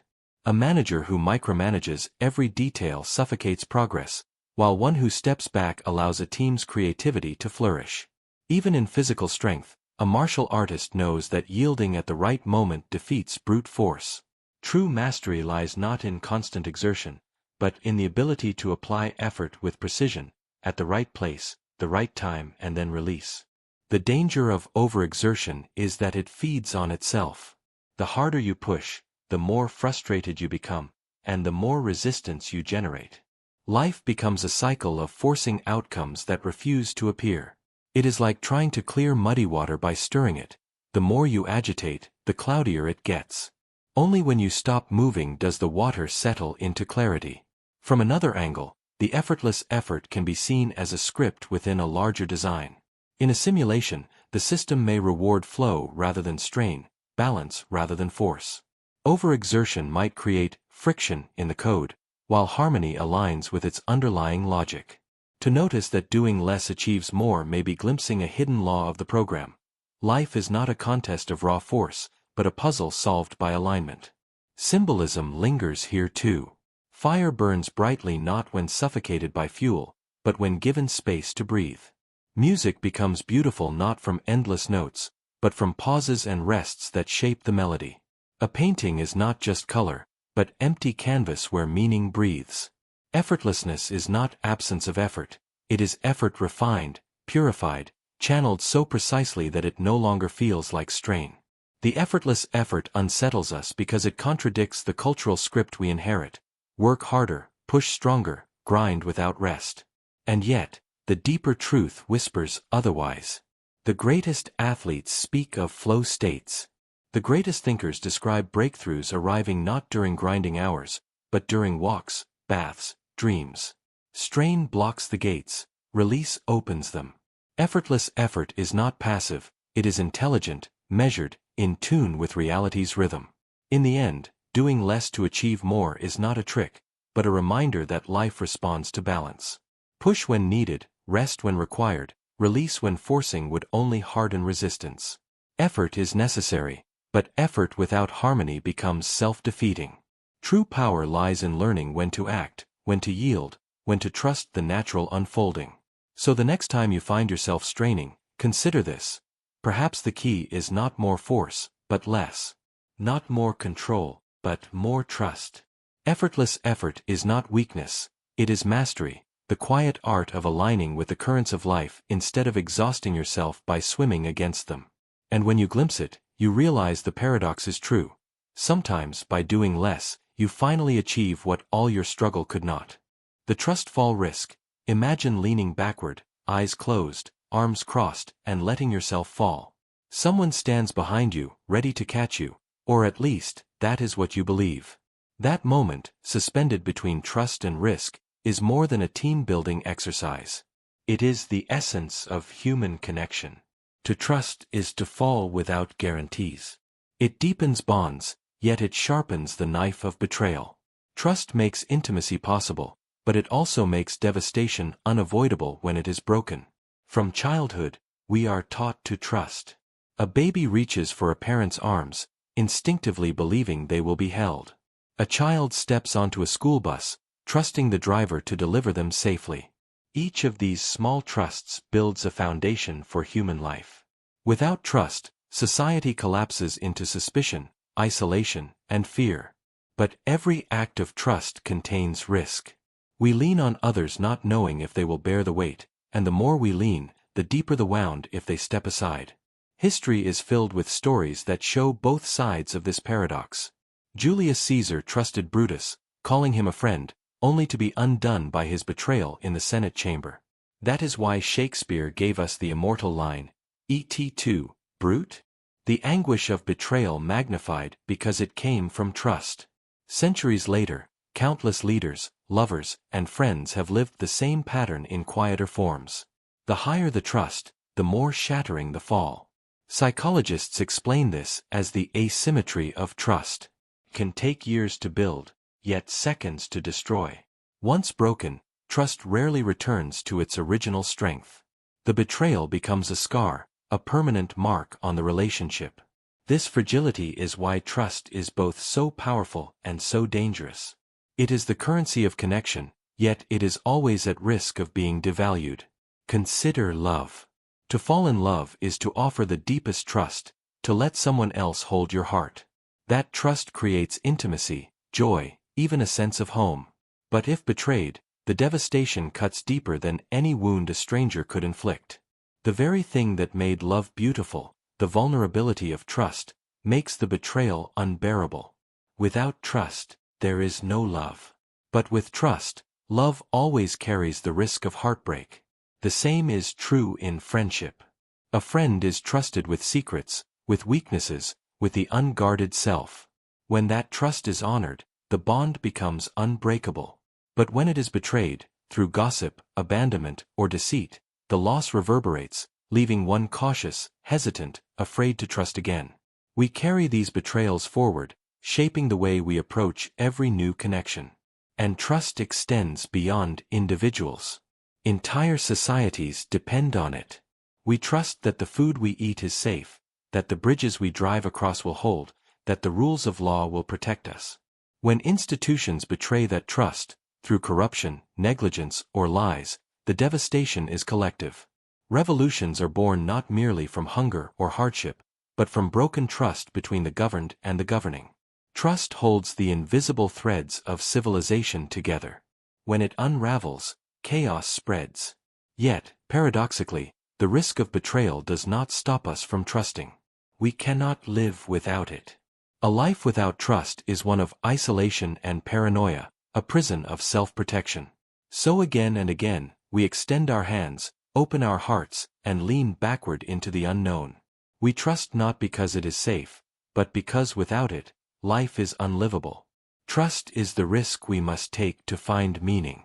Philosophers might say that trust is the gamble of existence. To trust is to say, I will be vulnerable, knowing you might harm me. It is to choose openness over armor, hope over cynicism. And though betrayal is possible, the alternative, never trusting at all, is worse. Without trust, there can be no love, no friendship, no community, no progress. The risk of falling is the price of being caught. But perhaps there is wisdom in remembering the double-edged nature of trust. It should not be given blindly, for blind trust invites ruin. Nor should it be withheld entirely, for no trust at all invites loneliness. The art of life is to know where to place your trust, and when to extend it. To accept that every act of trust is a leap into uncertainty, and that even if betrayal comes, the act of trusting was not wasted, for it is only through risk that the deepest bonds can form. So the trust fall remains the perfect metaphor. To lean back is terrifying, but it is also liberating. To be caught is exhilarating. To be dropped is devastating. Yet still, people climb onto the platform, close their eyes, and let go. Because trust, fragile as it is, remains the most powerful force we have to connect us to one another. It is the gamble of intimacy, the foundation of love, the glue of society, and the risk we cannot live without. And maybe that is the paradox we must accept. Trust is both our greatest strength and our deepest vulnerability. It makes us human. It allows us to build, to love, to share, to dream. But it also leaves us open to pain sharper than any physical wound. To live is to trust. To trust is to risk. And to risk is the only way to truly live. The honesty alienation. Imagine sitting across from someone you love, friend, partner, family, and deciding you will hold nothing back. Every thought, every irritation, every flicker of doubt, you place on the table. You think this is intimacy, the purest connection possible. But instead of drawing them nearer, you notice a shift. Their face hardens. Their posture closes. The air grows heavy. You expected closeness, but you feel distance. This is the honesty alienation, the paradox where complete transparency, instead of building bonds, fractures them. From childhood, we're taught that honesty is virtue. Truth is the foundation of trust. Lies destroy relationships, but honesty preserves them. And yet, lived experience complicates the lesson. Total honesty, stripped of tact or timing, often wounds more than it heals. You tell a friend you dislike their new project, and instead of gratitude for your candor, they withdraw. You tell a partner every frustration, and instead of feeling supported, they feel attacked. Honesty may be pure, but human hearts are not designed to absorb purity without filter. Psychologists describe this in terms of social balance. Relationships are not mathematical equations, they are delicate ecosystems of affirmation, patience, and selective truth. Radical honesty, the philosophy that urges people to say exactly what they think, often backfires. Humans are not just truth seekers, they are meaning seekers, security seekers. When words strip away comfort, the relationship feels unsafe, even if it is technically honest. In experiments, people who practiced blunt disclosure reported initial feelings of liberation, but over time, bonds eroded. Honesty without compassion becomes cruelty disguised as virtue. History offers echoes of this paradox. Philosophers like Kant insisted on truth-telling as a moral law, yet others like Nietzsche warned that too much truth can suffocate, that illusions are necessary for life to flourish. Even in spiritual traditions, truth is taught alongside kindness. The Buddhist principle of right speech insists not only that words be true, but also helpful. Honesty alone is incomplete, it must be carried by timing, empathy, and purpose. Everyday life confirms it. Think of the colleague who just tells it like it is, leaving a trail of resentment. Think of the friend who shares every negative thought, draining rather than deepening connection. Think of partners who confuse bluntness for intimacy, not realizing that love needs space for gentleness as much as truth. The paradox is clear. Honesty may be necessary for trust, but too much honesty, too quickly, too harshly, corrodes the very trust it seeks to build. This does not mean dishonesty should be embraced. Deception erodes bonds more severely than blunt truth. But the wisdom lies in balance. The most resilient relationships are built not on total honesty, but on considered honesty, truth spoken with care, calibrated to context, guided by the question, will this strengthen or weaken the bond? Sometimes silence is not betrayal, but mercy. Sometimes a softened truth, delivered with love, is more honest to the spirit of the relationship than raw exposure of every passing thought. The Honesty Alienation reminds us that human connection is not only about accuracy, it is about safety. People stay close not because they hear every truth, but because they feel seen, respected, and valued. When honesty provides that, it binds. When honesty strips it away, it isolates. So the paradox stands: the very thing meant to bring us closer can push us apart. The solution is not lies, but wisdom, knowing when truth heals and when truth harms, when silence protects and when silence betrays. To love someone is not to unload every thought onto them. It is to discern which truths matter enough to be spoken, and how they can be spoken without destroying the ground between you. Because in the end, truth is a tool. Like fire, it can warm or it can burn. And the measure of intimacy is not how much truth is told, but how much truth a bond can carry without breaking. The memory camera effect. Imagine holding up your phone to capture the perfect moment, a concert, a birthday, a breathtaking sunset. The shutter clicks, the video rolls, and you feel secure. This memory is safe, locked forever in your camera. But months later, when you try to recall it, the details blur. You remember recording it more vividly than you remember living it. This is the paradox called the memory camera effect. The more we outsource memory to devices, the less our minds seem to hold. Psychologists have studied this in depth. Dr. Linda Henkel at Fairfield University once tested it in a museum. Visitors who photographed artworks remembered far fewer details than those who simply looked. The act of recording, rather than preserving memory, weakened it. Why? Because the brain, brilliant at conserving energy, offloads responsibility. If the camera is capturing the details, why should your mind bother? This cognitive offloading means the photo becomes the memory, and the lived moment fades into background static. It doesn't stop there. Research on photo-taking impairment effect shows that people who record concerts, trips, or meals often report vaguer, shallower recollections. They remember being behind the lens, not within the moment. Ironically, in trying to hold on to memory, they trade it for documentation. The photograph survives, but the texture of experience, the sound in the air, the shiver of emotion, the fragrance of the room, slips away. Memory is not just sight, it is multisensory immersion. Cameras capture only one slice, leaving the rest to dissolve.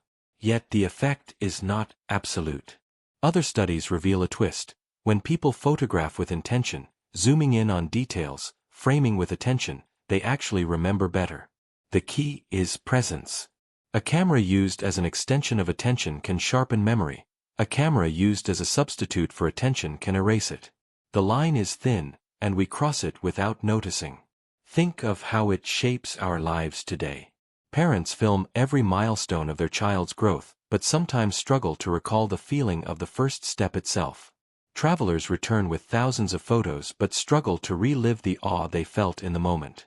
We scroll through endless galleries of our past, but each photo is a placeholder for what we forgot to truly experience. It is as though we are building archives of memories that never fully belong to us, trading depth for proof.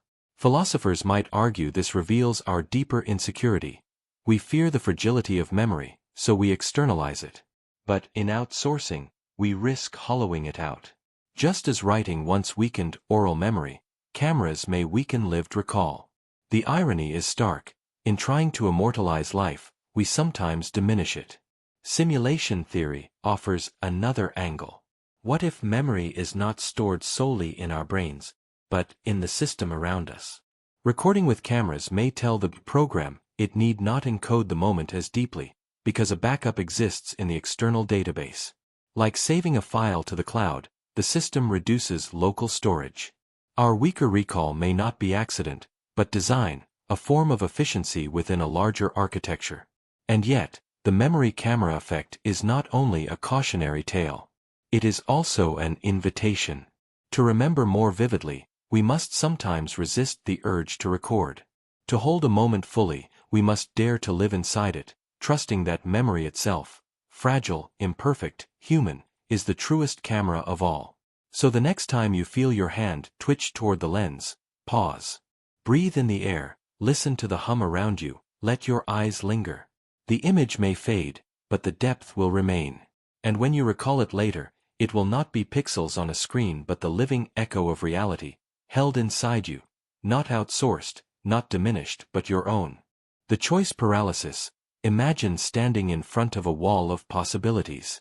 Shelves lined with dozens of cereals, hundreds of streaming shows, endless career paths, infinite people to meet, apps to download, books to read. The abundance should feel like freedom. More choices mean more opportunity.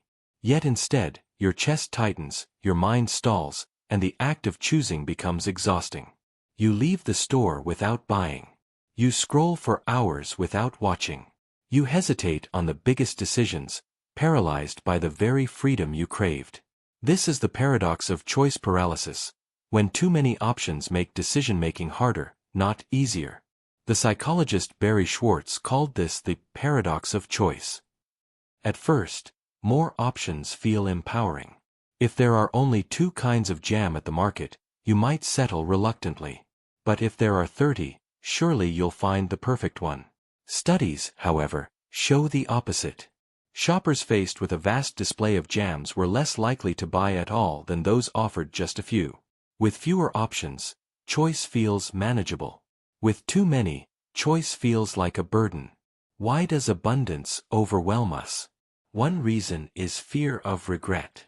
Every decision carries opportunity cost, the knowledge that by choosing one thing, you abandon another. The more options exist, the more you imagine what you might be losing. Picking one book out of hundreds doesn't feel like a victory. It feels like failure, the nagging sense you left the best unread. The human mind struggles not just with what is gained, but with what is lost. Another reason is the illusion of perfection. When faced with countless options, we begin to believe there must be a flawless one waiting. This drives us into endless comparison, analysis, and hesitation. You start thinking, what if the next option is better? What if I regret the choice tomorrow? Ironically, the search for the best prevents you from enjoying anything at all. Instead of satisfaction, choice abundance breeds dissatisfaction. The problem magnifies with big decisions, relationships, careers, identities. In modern life, every path is open, every door seems available. But instead of liberation, this infinite horizon creates paralysis. You wonder, what if I marry the wrong person, choose the wrong job, live in the wrong city? The abundance of paths makes committing to any path feel impossible. So you wait. You hesitate. You live suspended between options, carrying the weight of indecision like a stone. Psychologists call this analysis paralysis. The brain burns energy comparing details until exhaustion sets in. Sometimes, the stress of choosing outweighs the benefits of the choice itself. This is why minimalism, structure, and habits feel calming. By limiting options, choosing the same breakfast, wearing the same clothes, committing to fixed routines, you free your mind from the constant burden of choice. Less becomes more, not because options vanish, but because clarity returns. There is also a cultural dimension. In societies that glorify freedom and individuality, more options are celebrated as progress. But in practice, limitless choice erodes happiness. When satisfaction depends on picking the perfect option, disappointment is almost inevitable. By contrast, people in cultures with fewer choices often report greater contentment, because expectations are grounded, and decisions are simpler. The irony is sharp. Too much freedom can feel like a cage. Breaking choice paralysis does not mean abandoning options, but reshaping how we see them. Instead of hunting for the perfect choice, we can accept the good enough choice. Psychologists call this satisficing, choosing something that meets your needs without exhausting yourself searching for more. It requires surrender, but surrender brings peace. The truth is, most options will not define or destroy your life. The act of choosing, of moving forward, matters more than the fantasy of the perfect choice. The choice paralysis reveals a deep truth about human nature. Freedom is only valuable when it is paired with clarity. Options without direction become noise. But when you learn to let go of perfection, to embrace imperfection, every choice becomes lighter. The shelves may still be full, the horizons infinite, but your mind will be free, not because the world has fewer doors, but because you finally have the courage to walk through one. The fear motivation fade. Imagine standing at the edge of a cliff with fire racing toward you. Fear surges through your body, and in that instant, you find strength you didn't know you had. You leap, you run, you move with a speed and determination that feels almost superhuman. This is fear at its peak, an ancient force carved into the human nervous system, designed to protect and to spark immediate action. In the short term, fear is powerful. It sharpens the senses, mobilizes energy, and forces decisions. But what happens when you try to live with fear as your constant companion? What happens when fear is not a spark, but the only fuel for your motivation?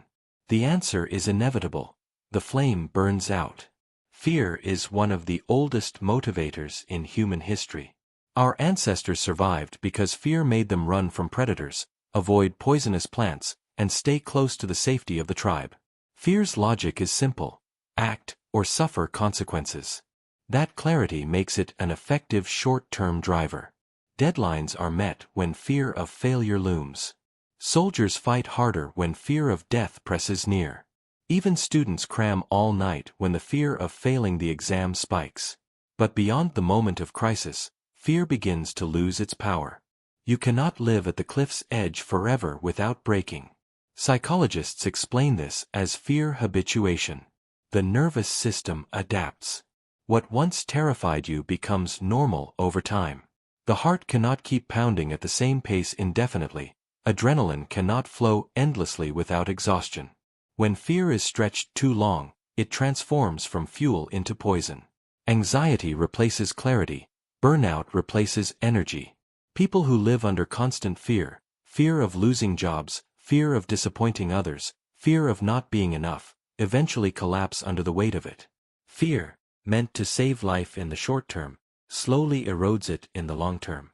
History gives us haunting examples. Leaders who ruled by fear built empires that eventually crumbled. Tyrants maintained control for a while, but fear-driven loyalty faded, replaced by resentment, rebellion, or despair. On a personal scale, parents who try to motivate children through fear, threats, punishments, constant warnings, may see obedience at first, but rarely growth. The child learns to avoid punishment, not to build passion. The student who studies only out of fear of failure eventually hates learning itself. Fear produces motion, but not meaning. Compare this to motivation rooted in inspiration or purpose. When someone moves toward a vision, a dream, or a deeply held value, the energy sustains itself. It does not burn out because it is not fueled by threat, but by aspiration. A runner who trains out of fear of losing health may quit when the fear dulls. A runner who trains because they love the freedom of motion will continue for life. Fear builds walls. Purpose builds paths. Fear pushes. Vision pulls. One drains, the other renews. And yet, we cannot dismiss fear entirely. In many lives, it is the first spark, the alarm clock that wakes the spirit from complacency. The problem is not fear itself, but relying on it alone. A house can be lit by a flash of fire, but to keep it warm, you need a steady flame. Fear is lightning. Purpose is the hearth. The transition from one to the other is what separates short bursts of survival from long arcs of thriving. From another angle, fear as a motivator feels like a glitch in a larger design.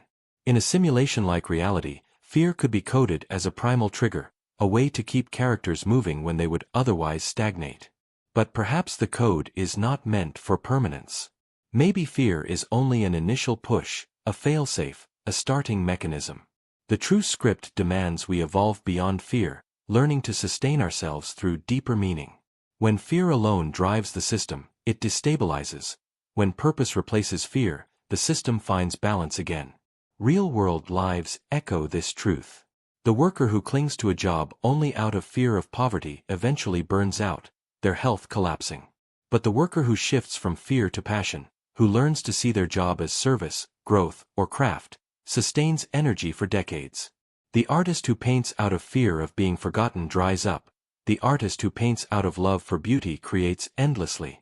Fear builds quick bridges across rivers of danger, but only love, passion, or meaning can carry us across the oceans of time. The paradox of fear motivation is that it works best when used least. It is the alarm, not the engine. It is the spark, not the sustaining fire. Fear can jolt us awake, but only purpose keeps us alive. The challenge of life is not to deny fear, but to transform it into meaning, into vision, into something that does not fade when the adrenaline wears off. In the end, fear's gift is urgency, but its curse is exhaustion. To rely on it forever is to live as though every day were an emergency, and no human heart can endure that rhythm. The path forward is learning when to let fear ignite action, and when to release it, to let something greater take over. For it is only when fear fades that we discover the deeper currents of strength, hope, love, meaning, and the quiet fire of purpose that does not burn out, but burns on.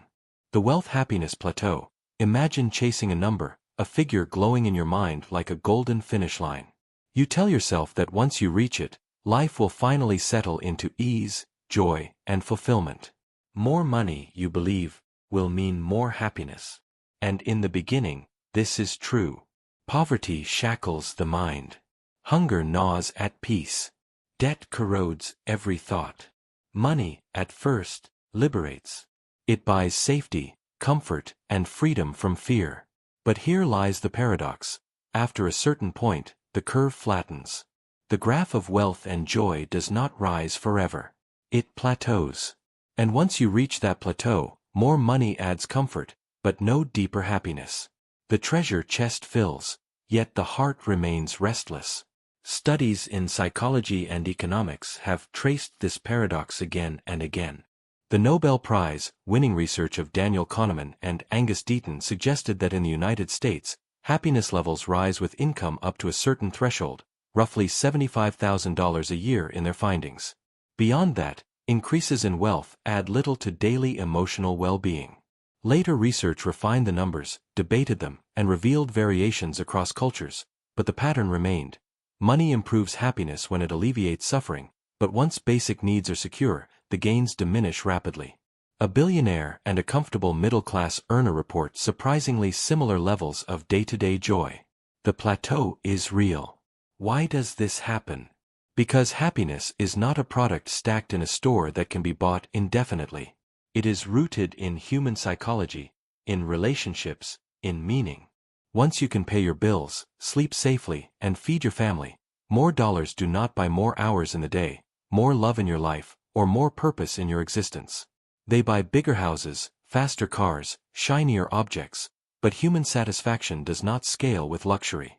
A soft bed sleeps the same whether it cost $100 or $10,000. A meal fills your stomach regardless of whether it was bought on a street corner or plated in gold. The diminishing return is not just economic, it is existential. Consider the lives of the ultra-rich. We imagine them bathed in endless joy, but their biographies often tell another story. Alienation, mistrust, fractured families, even despair. Lottery winners, suddenly catapulted into wealth, are often studied as test cases.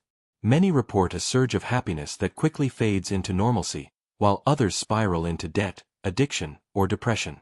Money can magnify freedom, but it can also magnify emptiness if meaning is not already present. The plateau does not lie. Philosophy has long warned us of this truth. The Stoics in ancient Rome preached that happiness comes not from possessions but from virtue, self-control, and peace of mind. Buddhism teaches that desire itself is the root of suffering, that the endless chase of more blinds us to the contentment of enough. Even modern thinkers echo the same refrain. Joy is not found in accumulation, but in appreciation. The wealth-happiness plateau is not a discovery of science alone, it is an ancient truth rediscovered in data. There is also the trap of comparison. Money buys status symbols, but status is relative. A billionaire in a world of billionaires feels average, while a man of modest means in a poor village may feel rich. The hedonic treadmill keeps spinning. Each time we acquire more, our expectations rise, and happiness resets. What once thrilled us becomes ordinary. The plateau is not just financial, it is psychological.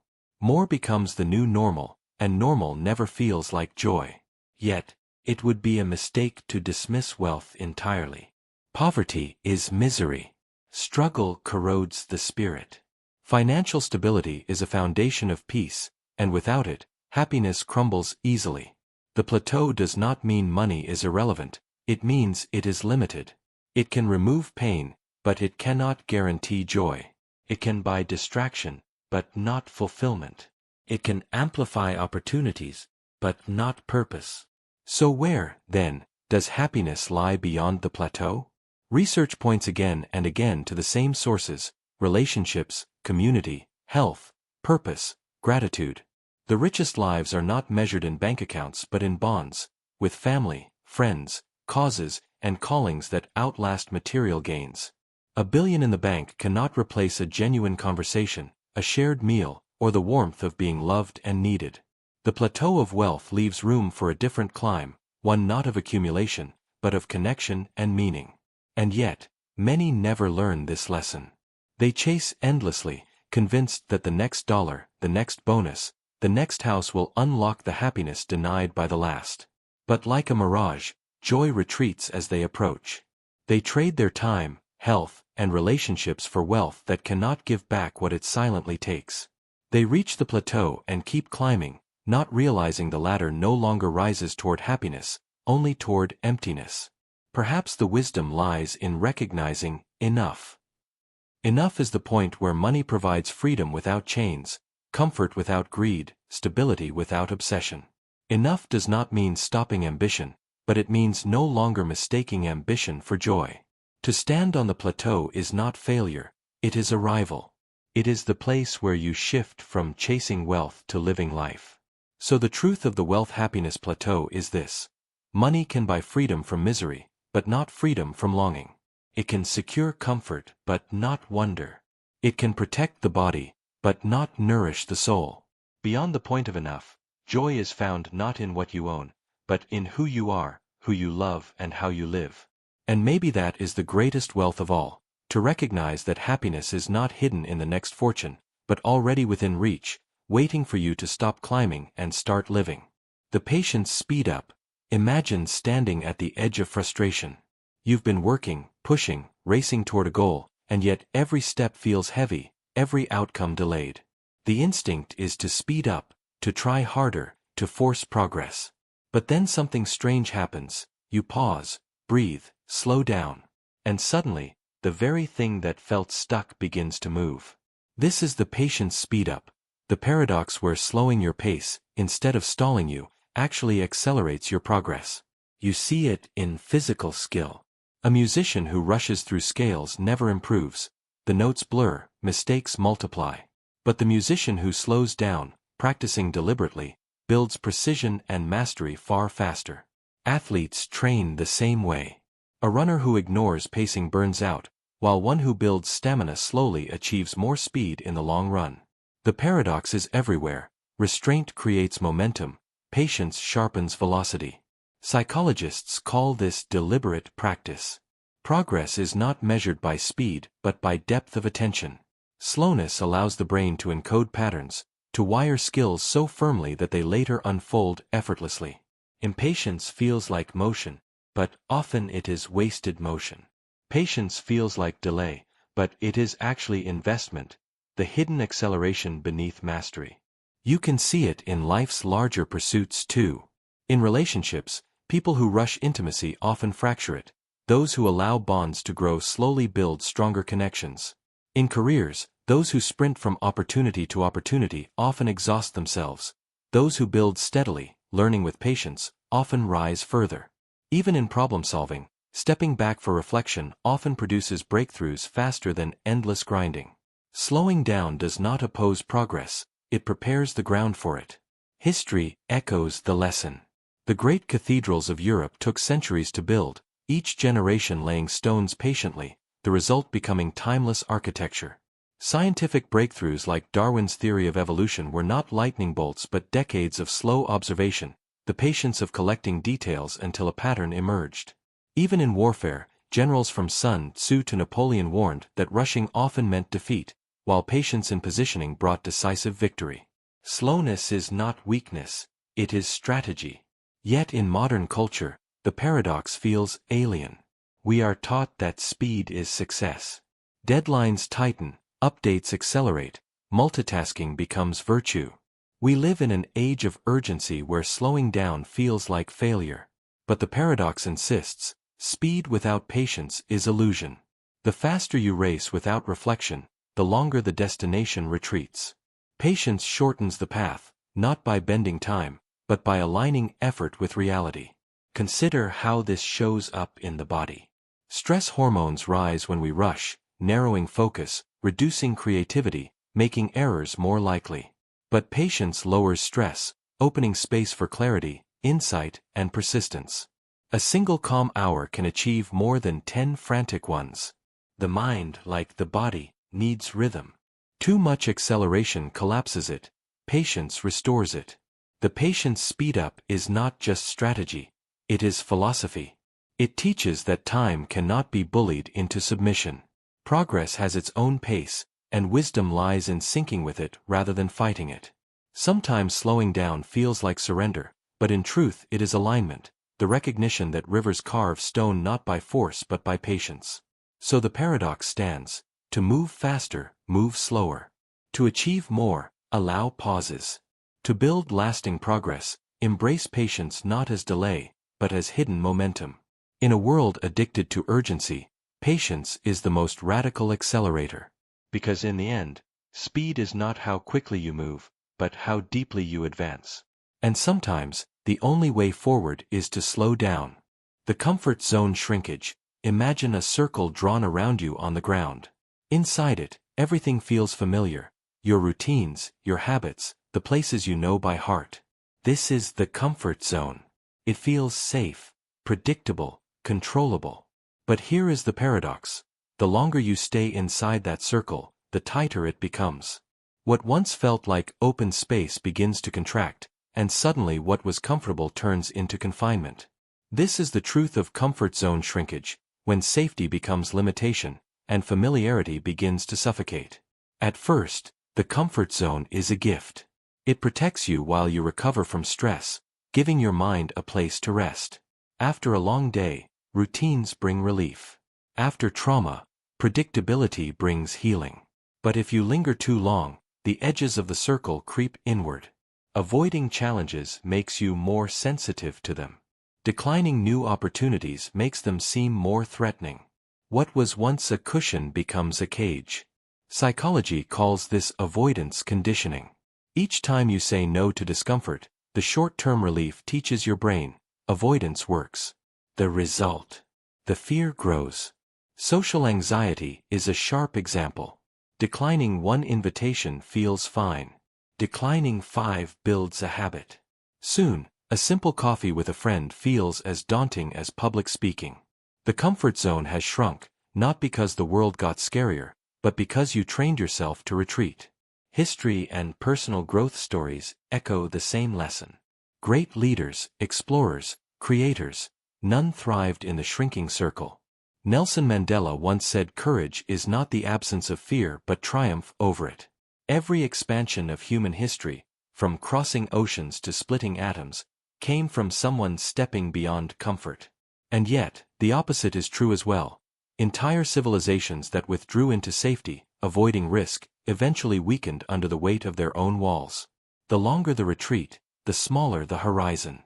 Neuroscience explains part of the mechanism. The brain thrives on novelty. New challenges spark neuroplasticity, forging connections that keep the mind sharp and resilient. But repetition without challenge dulls those pathways. Comfort is not neutral, it is decay disguised as ease. Like a muscle left unused, potential atrophies. The world outside continues to move, while your circle shrinks until even small steps feel impossible. And still, the comfort zone tempts us. It whispers, "Stay here, you've earned it, why risk failure?" But the price of staying is steeper than we admit. The smaller the zone, the more fragile we become. Life shrinks to fit fear. Relationships stagnate, careers plateau, passions fade. What begins as rest ends as resignation. The paradox, however, has an antidote: expansion through small, deliberate steps. Every time you lean into discomfort, speaking up, trying something new, enduring a little risk, the circle grows wider. The world does not become less dangerous, but you become less confined. Over time, the habit reverses. What once felt terrifying becomes ordinary, and what once seemed impossible becomes routine. Growth, in this sense, is not a sudden leap but the steady stretching of the circle until it can contain a life worth living. Philosophers knew this long before science proved it. Seneca warned that the man who avoids struggle ends up weaker than the one who embraces hardship. Kierkegaard wrote that anxiety is the dizziness of freedom, but within that dizziness lies the possibility of growth.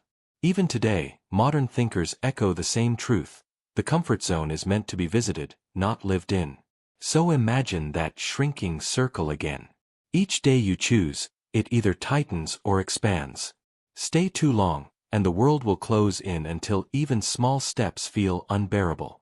But step out, even trembling, and the boundary stretches, the horizon widens, the air grows freer. The choice is simple but relentless: shrink or grow. And in the end, the only comfort worth keeping is the kind you earn by refusing to stay comfortable. The planning blind spot. Imagine sitting down with a notebook, carefully sketching out the days, weeks, even years ahead. Each detail accounted for, each risk managed, each step mapped. Planning feels like foresight, like building armor against uncertainty. But the irony emerges quickly. The more detailed the plan, the more blind you become to what doesn't fit inside it.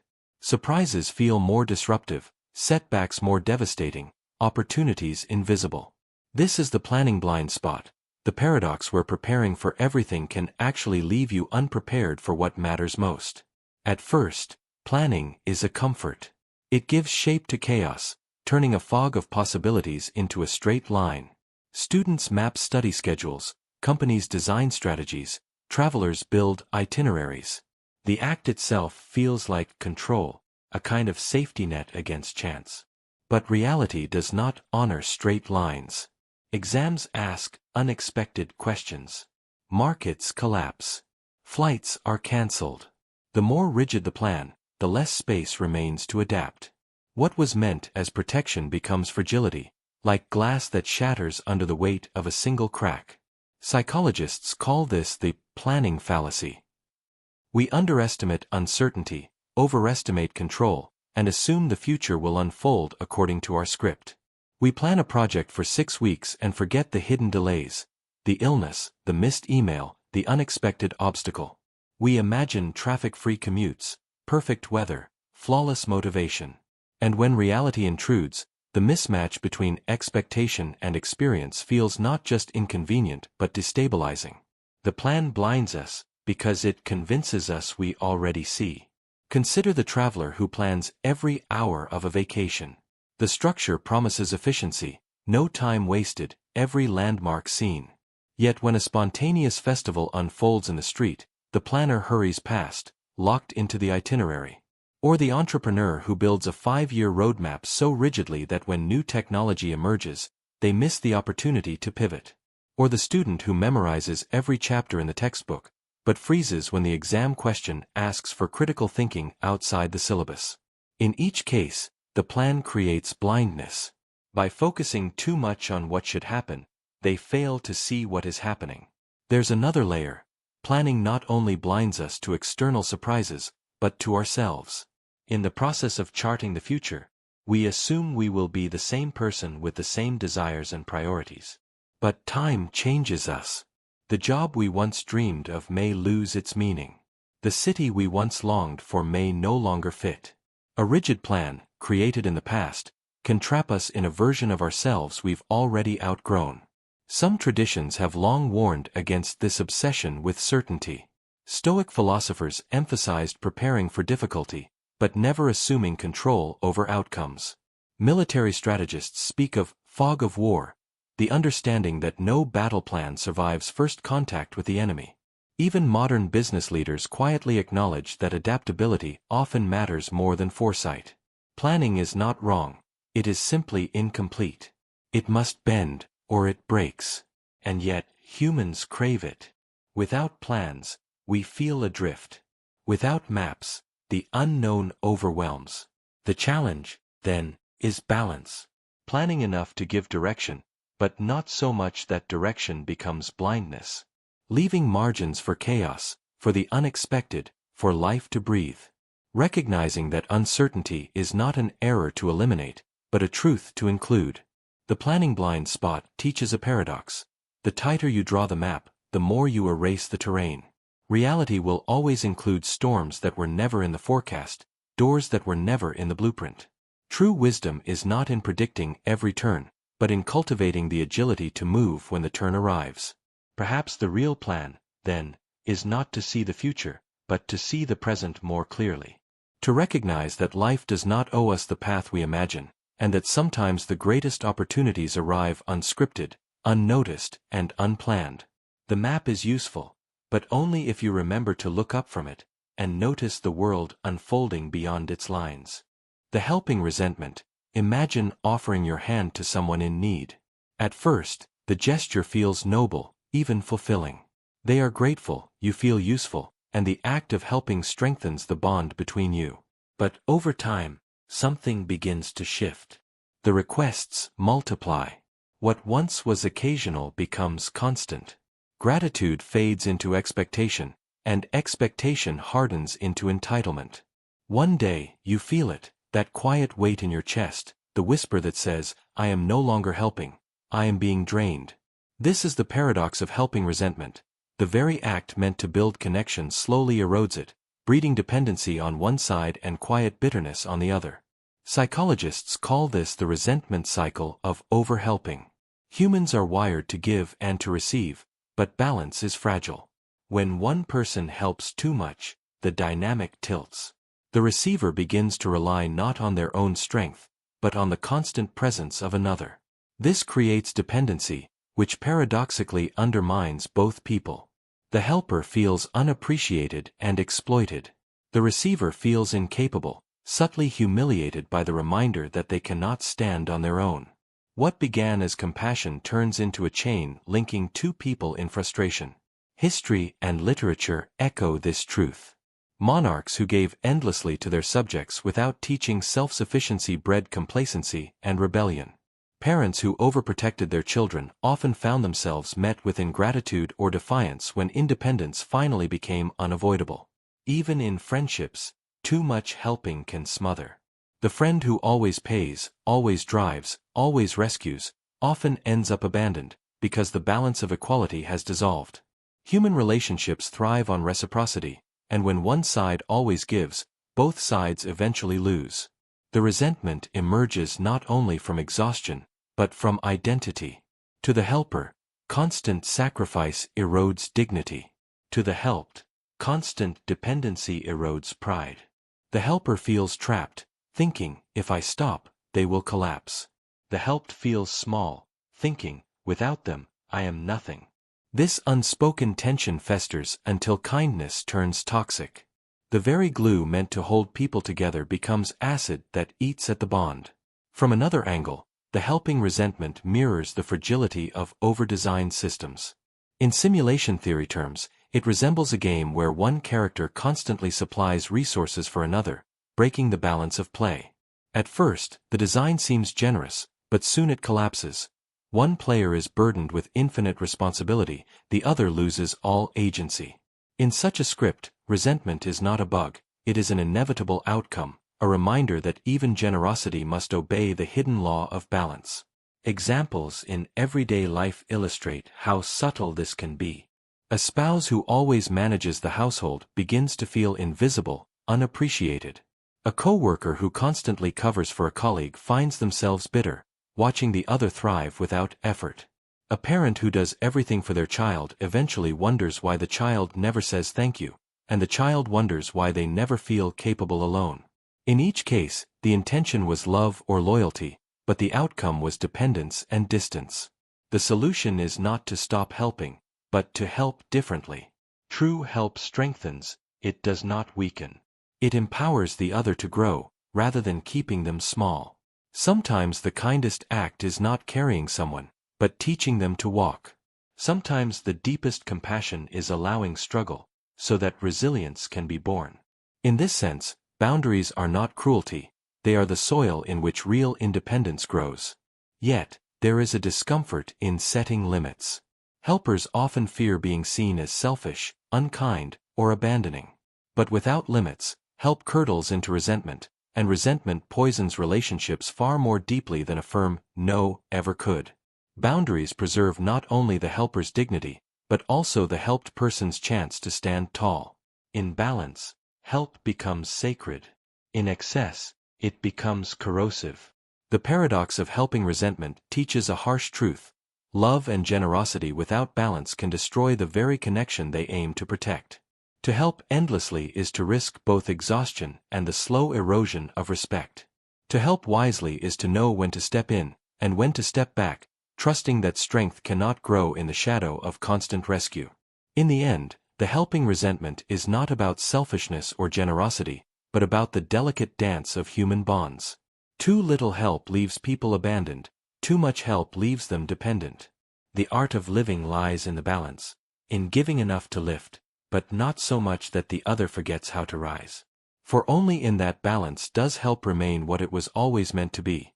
Not a chain, but a gift. The strength-vulnerability blend. Imagine a warrior lowering his shield. For a moment, the armor is gone, the body exposed. You expect danger, weakness, collapse. But instead, something surprising happens. The gesture draws others closer, inspires trust, even creates a power that no weapon could command. This is the paradox of vulnerability, that by showing weakness, we sometimes reveal our greatest strength. From childhood we are taught to hide our fractures. Be strong, we are told. Don't cry, don't break, don't let them see. We grow up believing that strength is measured in hardness, in endurance, in unshakable walls. Yet life has a way of teaching us otherwise. Hardness cracks. Isolation corrodes. Walls may protect, but they also imprison. And in the moments when we finally drop the performance and admit our fears, our grief, our uncertainty, something powerful awakens. Vulnerability opens the door to connection. And connection, in the end, is what makes us strong. Consider the leaders who have shaped history not by posturing as invincible, but by admitting their humanity. Abraham Lincoln was known to confess his doubts, even his despair, yet his honesty gave people faith in his integrity. Winston Churchill, in the darkest days of World War II, admitted to his people that suffering and sacrifice lay ahead, but in naming the pain, he rallied them to endure it. Their power did not come from pretending to be untouchable, but from revealing their own struggle and, through it, giving others courage. The same pattern echoes in personal lives. A friend who admits they are struggling invites you into their world in a way a perfect mask never could. A parent who tells their child, "I don't have all the answers, but I'll walk beside you," models a deeper kind of strength than pretending to be flawless. A partner who reveals fear of losing love makes that love stronger, not weaker, because it is real. Vulnerability creates intimacy, and intimacy creates resilience. Psychologists have studied this paradox deeply. Brené Brown, whose research on vulnerability became widely influential, describes it as the birthplace of courage. Courage is not the absence of fear, it is action in the presence of it. And by showing fear, we prove to others that courage is possible. Vulnerability also disarms aggression. When someone expects you to fight back with pride or ego, responding with honesty and openness shifts the ground beneath the conflict. It transforms opposition into understanding. What looks like weakness becomes an unexpected power. Yet many resist this truth because vulnerability feels dangerous. And it is. To open your heart, to reveal your wounds, is to risk being hurt. Betrayal cuts deeper when you have shown your softest parts. Mockery stings sharper when you have exposed what you feared. Vulnerability is not always rewarded. But without it, no genuine bond is possible. Trust cannot grow without risk. Love cannot flourish without openness. Strength that never risks weakness is only armor, and armor alone cannot carry us through life. There is a deeper wisdom here. In martial arts, there is a principle that sometimes yielding is more powerful than resisting. A rigid opponent can be broken, but one who bends can endure. Vulnerability is this bending, an acknowledgement that we are not invincible, that we can be wounded. But in that acknowledgement, we discover adaptability, resilience, and growth. By allowing ourselves to break, we learn how to heal. And healing, shared openly, becomes strength for others who feel broken too. Even in storytelling, the heroes who endure in memory are not those who never falter, but those who stumble and rise again. Achilles' heel, Hamlet's doubt, Frodo's burden. Weakness is what makes them human, and humanity is what makes them great. Perfection is unrelatable, but vulnerability inspires. It says, I am flawed, and still I continue. And in that message lies strength that can outlast armies. Think also of the relationships forged in vulnerability. Soldiers on battlefields speak of bonds stronger than family, built not on invincibility but on the shared fear of death and the admission of weakness. Survivors of tragedy often say that what saved them was not advice or bravado, but the presence of someone who sat beside them in their pain, unafraid to be vulnerable in return. It is in weakness that the deepest solidarity is born. So why do we still equate strength with the absence of weakness? Perhaps because vulnerability is unpredictable. It cannot be measured like muscle or displayed like wealth. It demands courage without guarantee. To stand on a stage and say, I am afraid, or to sit across from a friend and confess, I am hurting, is to take a leap without knowing if you will be caught. Yet the leap itself is the proof of strength. The strength-vulnerability blend is not about abandoning resilience or discipline. It is about integrating them with openness. True strength is not a wall but a bridge. It can endure storms, but it can also invite others to cross. Vulnerability makes strength human, and strength makes vulnerability safe. Together they form a paradoxical wholeness, the kind of power that cannot be faked. So perhaps the question is not whether showing weakness undermines us, but whether hiding it slowly erodes us instead. A shield may protect, but it also keeps others at a distance. A fortress may feel safe, but it is also lonely. The heart that dares to open, even at risk, discovers not only deeper connection but deeper endurance. To show weakness is to reveal that you are human. And to reveal your humanity is the greatest strength of all. The waiting satisfaction. Imagine waiting. It could be for a letter, a promotion, a lover's return, a dream you've carried for years. The days stretch out, then months, sometimes years. Desire builds with every passing moment, like water behind a dam.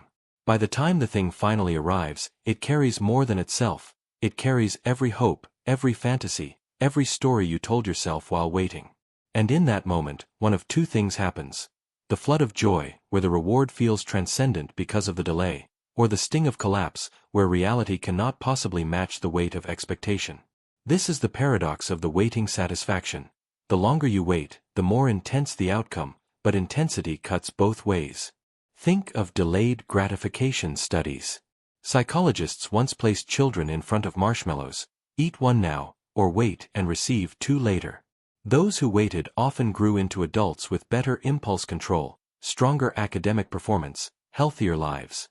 Waiting strengthens appreciation because patience deepens value. A meal tastes richer when you've been hungry. A reunion with a loved one after years apart can overwhelm you with joy precisely because of the long ache of absence. The very act of waiting transforms the ordinary into the extraordinary. But there is the darker side. Because waiting feeds imagination, and imagination rarely aligns with reality. The promotion that took years to earn may feel hollow once achieved. The lover finally returned may not resemble the person you dreamed of in their absence. The long saved for purchase may sit unused, its glow fading after the first few days. The longer the wait, the higher the pedestal, and the harsher the fall if the object cannot match the vision. This is why so many lifelong goals bring anticlimax. The reality cannot carry the weight of the years projected onto it. History is filled with examples of both sides of this paradox. Explorers chased routes to treasures they imagined as overflowing riches, only to find barren landscapes or disillusionment. But others, like inventors who labored for decades before seeing their vision work, described the eventual success as nearly divine. Musicians, monks, and athletes all train for years, and when the breakthrough arrives, the satisfaction is amplified by the memory of struggle. Waiting either sanctifies or shatters, depending on the alignment between dream and reality.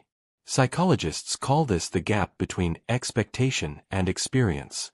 The longer you wait, the more expectation swells. If reality meets it, joy explodes. If it fails, disappointment feels unbearable. It is not the waiting itself that determines the outcome, but the stories we build during the wait. A person who waits with acceptance tends to savor the reward, while someone who waits with idealization risks heartbreak. In other words, patience can deepen appreciation, but fantasy can poison it. Cultural wisdom has long warned of this paradox. Stoics taught not to overattach to outcomes, so that when they arrived, you could greet them with gratitude rather than disappointment. Buddhism speaks of desire as suffering, intensified by clinging to imagined futures. Yet across traditions, another truth shines. Waiting, when approached with presence, sharpens awareness, teaching us to notice the reward fully when it comes.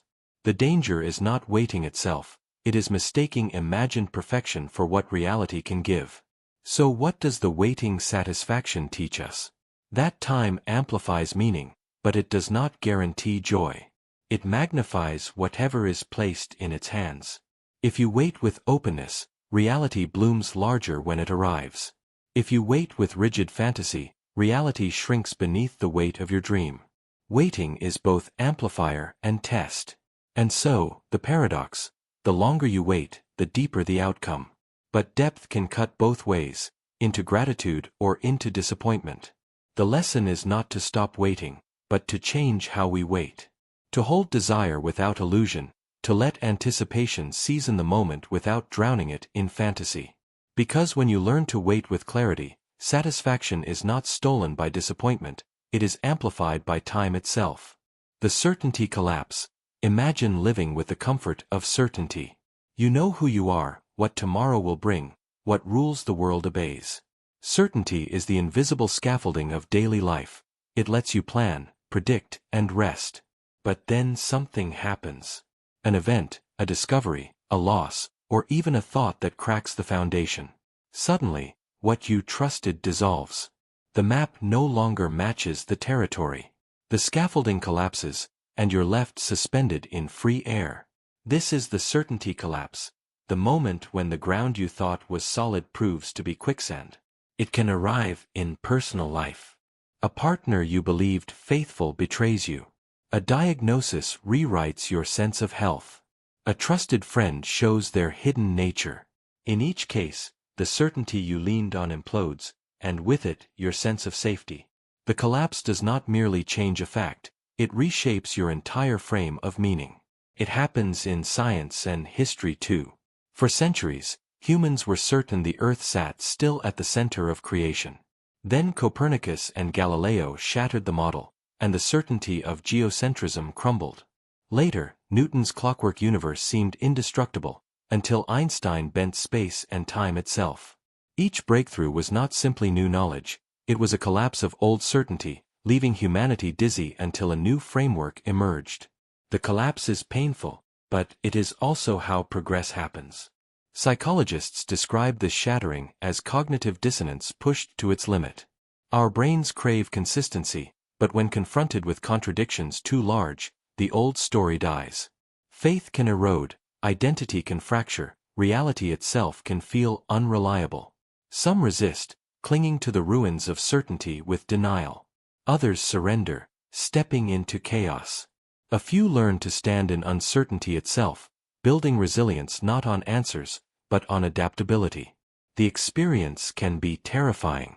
To lose certainty is to lose orientation. Where is north? What rules still apply? People often describe it as falling, spiraling, unraveling. Yet paradoxically, it is also a door. In losing certainty, you gain possibility. If everything you believed can break, then everything new becomes possible too. Certainty collapses, but freedom expands. Philosophers knew this well. Socrates built his wisdom on admitting he knew nothing.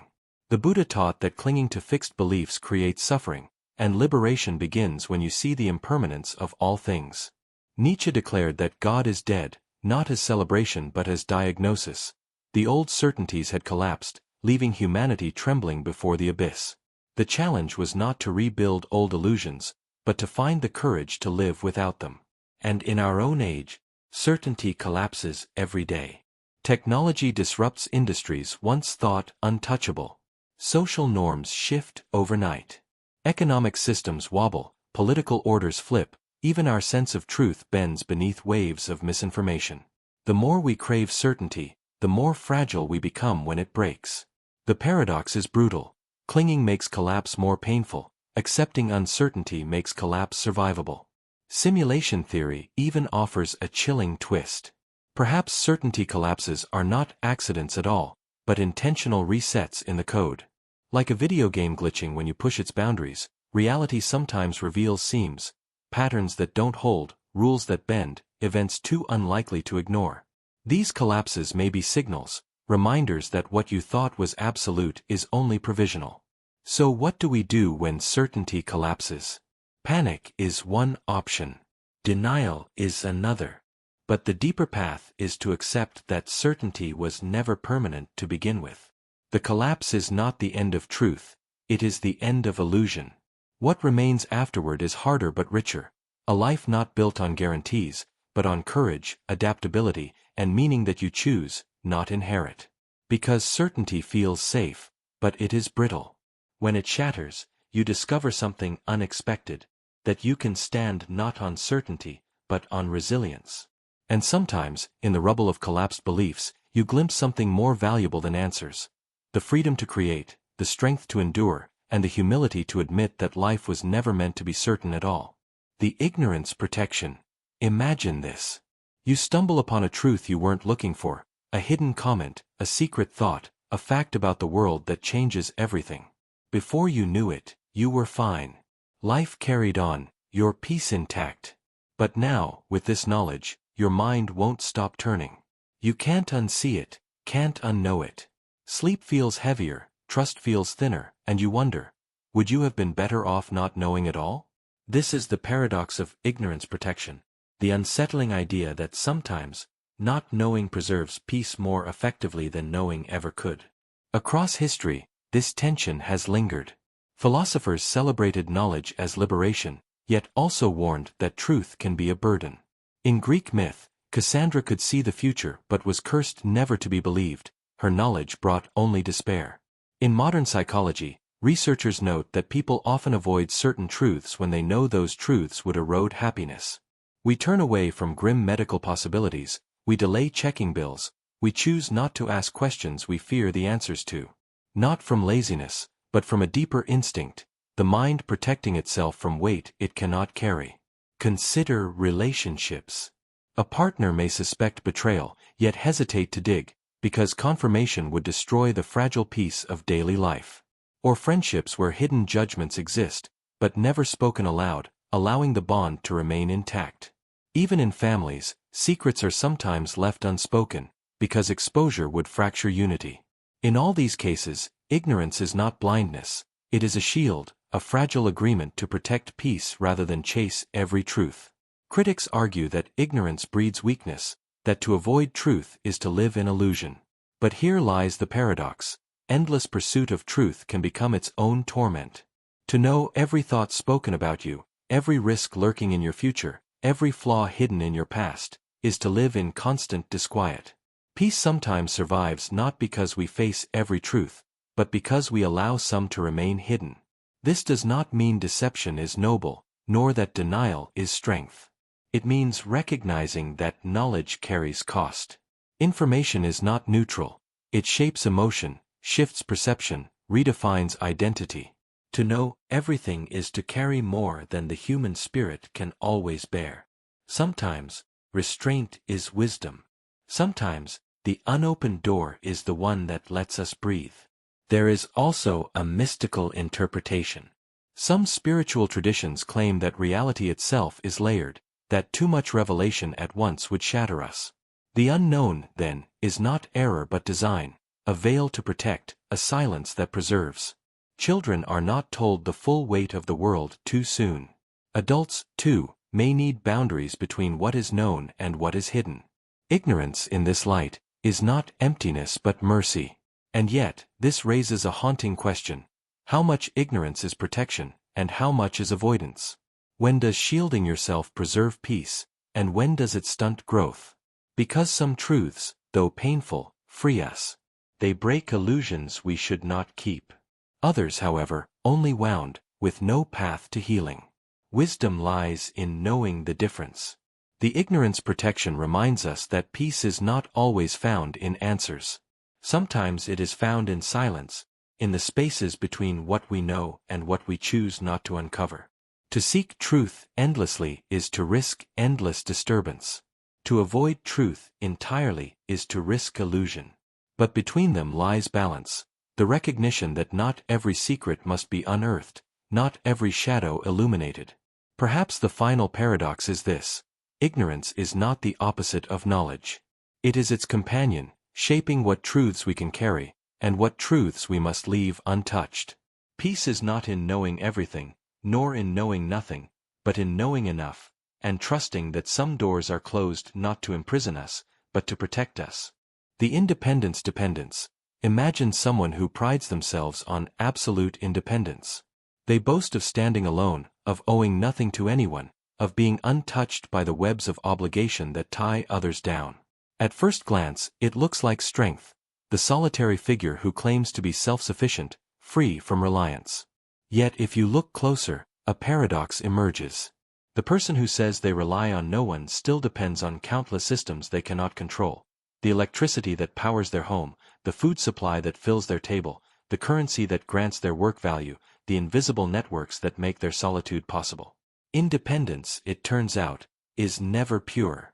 Beneath the surface of self-reliance lies a lattice of unseen dependence. This paradox has shadowed humanity for centuries. The hermit who retreats to the wilderness still depends on weather, soil, and streams he cannot command.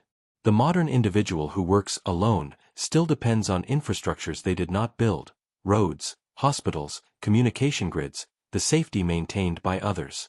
Even the person who grows their own food, raises their own shelter, and hunts for survival depends on the stability of ecosystems, on rain falling when it should, on forces of nature that cannot be bent to will.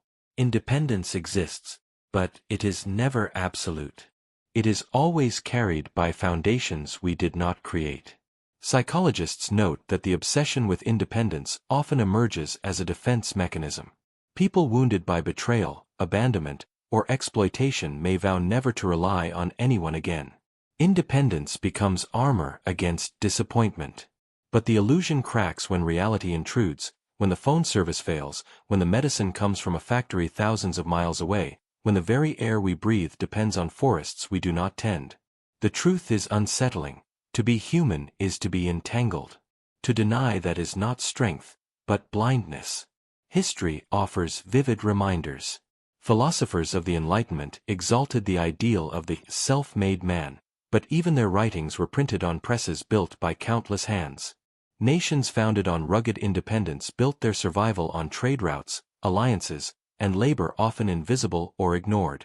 Even the mythic frontiersman, carving a life in the wilderness, carried guns forged in cities, blankets woven by others, seeds cultivated by generations before him. The declaration of pure independence dissolves under the light of reality. In modern life, the illusion is even sharper. The entrepreneur who claims to rely on no one still depends on servers humming in distant data centers, on laws protecting contracts, on resources mined by hands they will never see. The citizen who mistrusts governments still drives on public roads, benefits from police and firefighters, relies on satellites orbiting silently overhead. Independence becomes a performance, but underneath, dependence spreads its roots through every facet of existence. From another angle, the independence dependence resembles the hidden architecture of a simulation. A character in a game may believe they act freely, moving without help. Yet every step depends on code, on rendering engines, on rules written long before the character began. They may boast of autonomy, but the world itself is their dependence.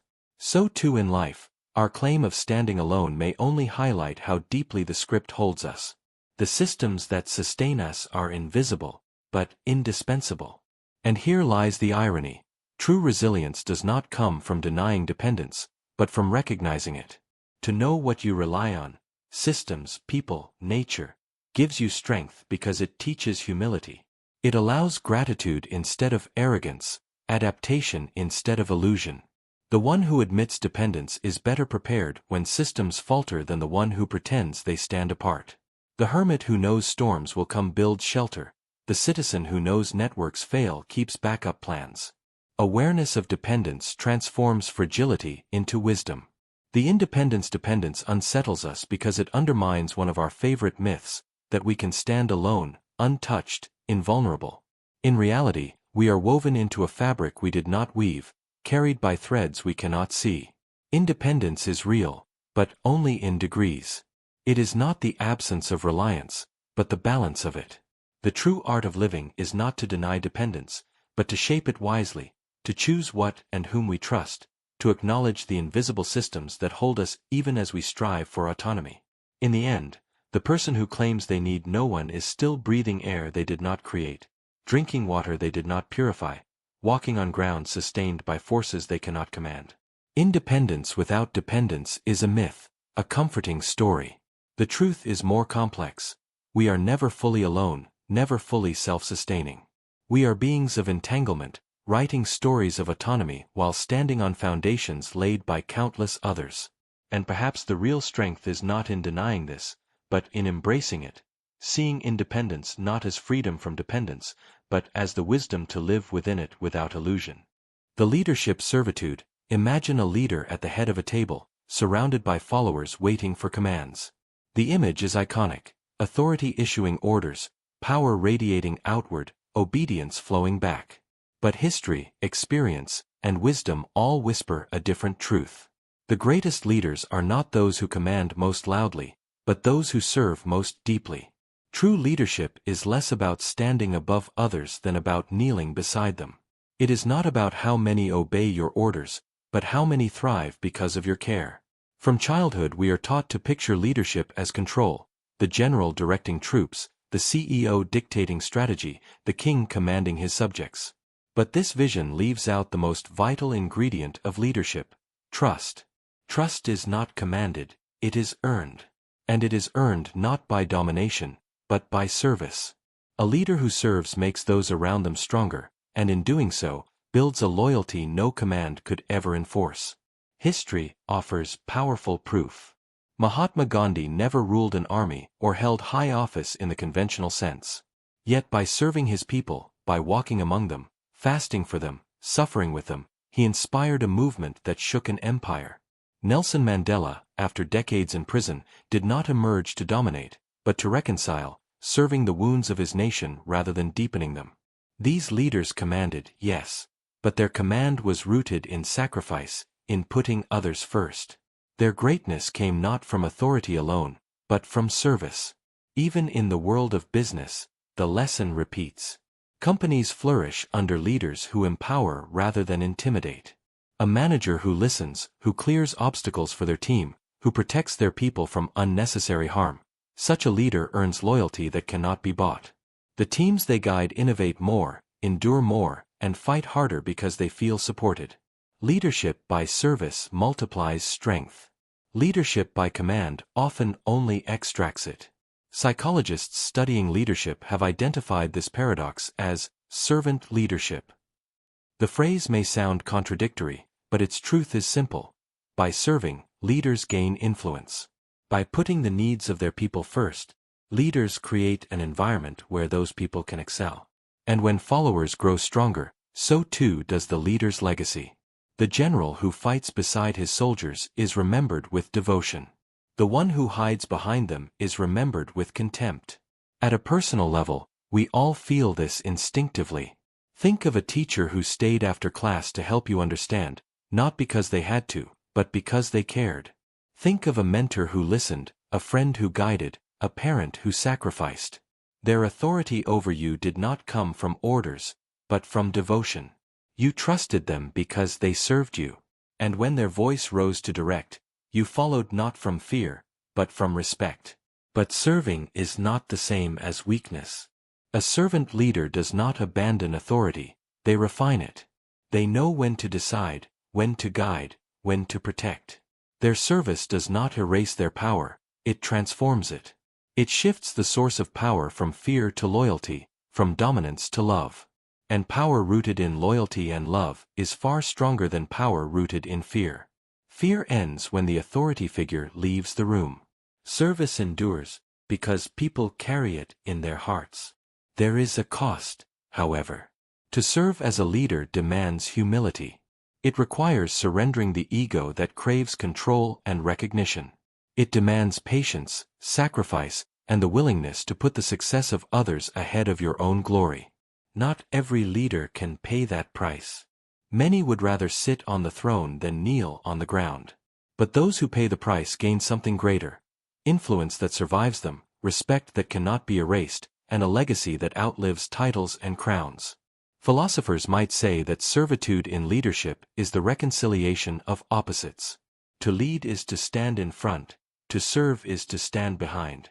But true leadership is both at once, standing in front to protect, and behind to support. It is the paradox that power and humility, when combined, create a force greater than either alone. The lesson of leadership servitude is clear. Command can compel obedience, but only service can inspire devotion. Authority can bend bodies, but only service can win hearts. A leader who seeks only power will always be obeyed reluctantly, and abandoned when their grip loosens. But a leader who serves will be followed freely, even into hardship, because their people know the truth. They are not being used, they are being lifted. So perhaps the image of leadership we should carry is not of a figure shouting orders from a throne, but of one who walks among their people, guiding not by force but by example, not by dominance but by care. To lead is to serve. To serve is to strengthen. And in that blend of power and humility lies the kind of leadership that does not just direct for a moment, but transforms for a lifetime. The lost clarity: imagine holding something every day without noticing its weight, until the moment it is gone. The mug you drank from, the friendship you assumed would always be there, the health you never questioned. Loss arrives suddenly, and what once blended into the background of life becomes vivid, almost painfully so. You replay memories, notice the details you overlooked, feel the shape of its absence more clearly than you ever felt its presence. This is the paradox of the lost clarity. It often takes losing something to understand what it truly meant. Human beings are built to adapt. Psychologists call it hedonic adaptation. Our minds normalize blessings so quickly that they become invisible. The partner's steady kindness, the security of a job, even the ordinary comfort of a working body fade into expectation. We stop noticing. But when they vanish, the absence glows in sharp outline. A breakup teaches you the depth of companionship you once had. Unemployment shows you how much stability mattered. Illness reveals the silent miracle of breathing easily. Loss drags meaning out of shadow, forcing it into light. History is filled with these lessons. Vincent van Gogh sold only one painting in his lifetime. The clarity of his genius only came after his death. Cities demolished in war were mourned not just for their destruction, but for the cultural richness no one fully appreciated until it was gone. Even languages, once dismissed as dialects, gain honor and preservation only when they teeter on extinction. Humanity has a pattern. We recognize value most fiercely in hindsight. The paradox is cruel but illuminating. Loss hurts, yet it sharpens vision. It shows us not only what mattered, but also how blind we were while it was present. This duality fuels grief. Mourning is not just for what is gone, but for our own failure to treasure it while we had it. Every funeral echoes with the words, "I wish I had said more. I wish I had seen more." loss does not just take, it teaches. Philosophers and poets have circled this truth for centuries. Rumi wrote that the wound is where the light enters. The Stoics urged daily reflection on impermanence, so that clarity would arrive before loss, not after. Modern psychology echoes them, encouraging gratitude practices, ways to trick the brain into seeing the present before it slips into absence. Yet despite this wisdom, most of us learn clarity through pain, not practice. Examples in daily life whisper the same lesson. You don't realize how precious a routine is until it's disrupted. The morning walk, the voice at the other end of the line, the keys in the same drawer. You don't realize how fragile peace is until conflict erupts. Even small losses, an old neighborhood changing, a favorite cafe closing, swell with unexpected weight, because the clarity they bring is sharper than the comfort they once offered. The lost clarity can feel brutal, but it also carries a hidden gift. It reorients us toward presence. Once you've lost and learned, you cannot unsee. The friend who nearly slipped away is cherished more deeply when they return. The body once weakened by illness feels like a miracle when healed. The job regained feels different than the one once taken for granted. Loss rewrites the way we see what remains. The paradox, then, is that meaning is revealed most intensely when it can no longer serve us directly. Loss is both teacher and thief. It shows us what mattered while ensuring we cannot have it back. But if we carry its lesson forward, clarity can transform into gratitude. The key is not to dwell in regret, but to let loss sharpen how we live now, to notice the unnoticed, to name the unspoken, to treasure the fragile while it is still within reach. So the lost clarity stands as both warning and guide. Everything you rely on, everything you love, is already more important than you admit. You can wait for loss to reveal it, or you can learn to see now, before absence teaches the lesson. Because in the end, loss always speaks, but wisdom is learning to listen before it has to. The practice rusting. Imagine a pianist sitting at the same instrument, playing the same scales, the same passages, over and over, until the notes are flawless. The keys respond, the fingers obey, and the sound is polished. But then one evening, asked to improvise, the pianist freezes. Their perfection has turned brittle. Practice, meant to sharpen skill, has rusted adaptability. This is the paradox of practice rusting. When repetition builds mastery but at the cost of flexibility, when routine makes you strong in one narrow corridor yet fragile outside it. Psychologists call this phenomenon overlearning.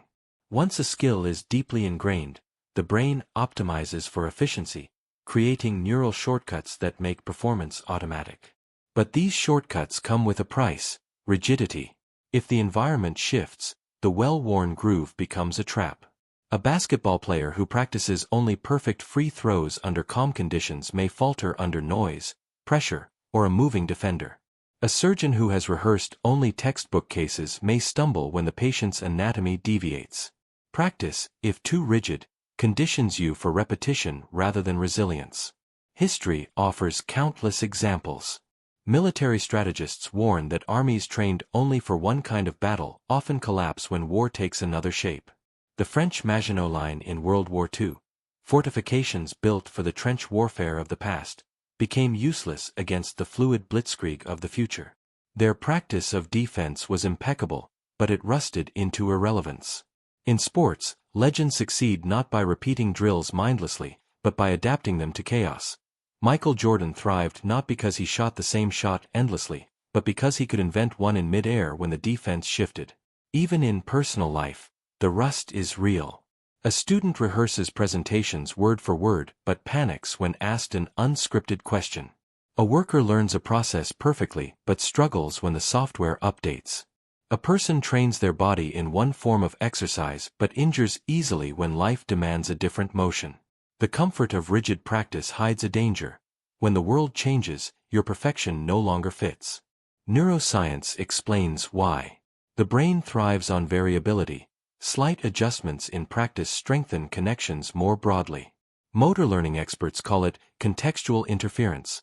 Practicing under varied, unpredictable conditions builds deeper adaptability than repeating the same drill.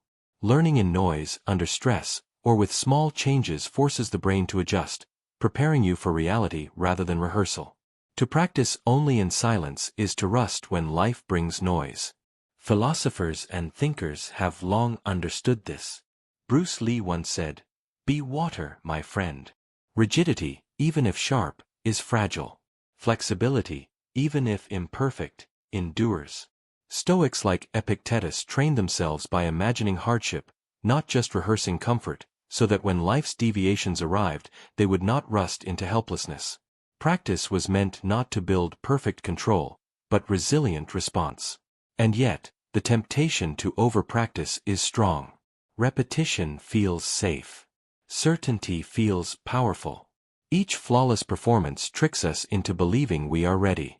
But reality never plays the same song twice. To survive in its symphony, we must train not only accuracy but adaptability. The lesson is not to abandon practice, but to season it with unpredictability. The pianist should play scales in new rhythms, or improvise between them. The athlete should drill under pressure, with noise, with fatigue.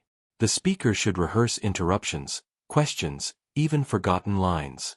True mastery is not perfect replication, it is graceful recovery. Because rust hides in rigidity. When practice makes you unbreakable in one scenario but helpless in another, it has failed you. The paradox is simple but profound. The more you cling to flawless repetition, the less prepared you are for the world's inevitable improvisations. So imagine that rust creeping quietly across your polished skill, making it shine less in the very moment you need it most. The cure is to let practice breathe, to invite uncertainty, to welcome mistakes as training partners. For in the end, the goal is not to be perfect in rehearsal, but adaptable in life. The strongest steel is not the one polished smooth, but the one tempered by fire, bent and tested until it cannot break.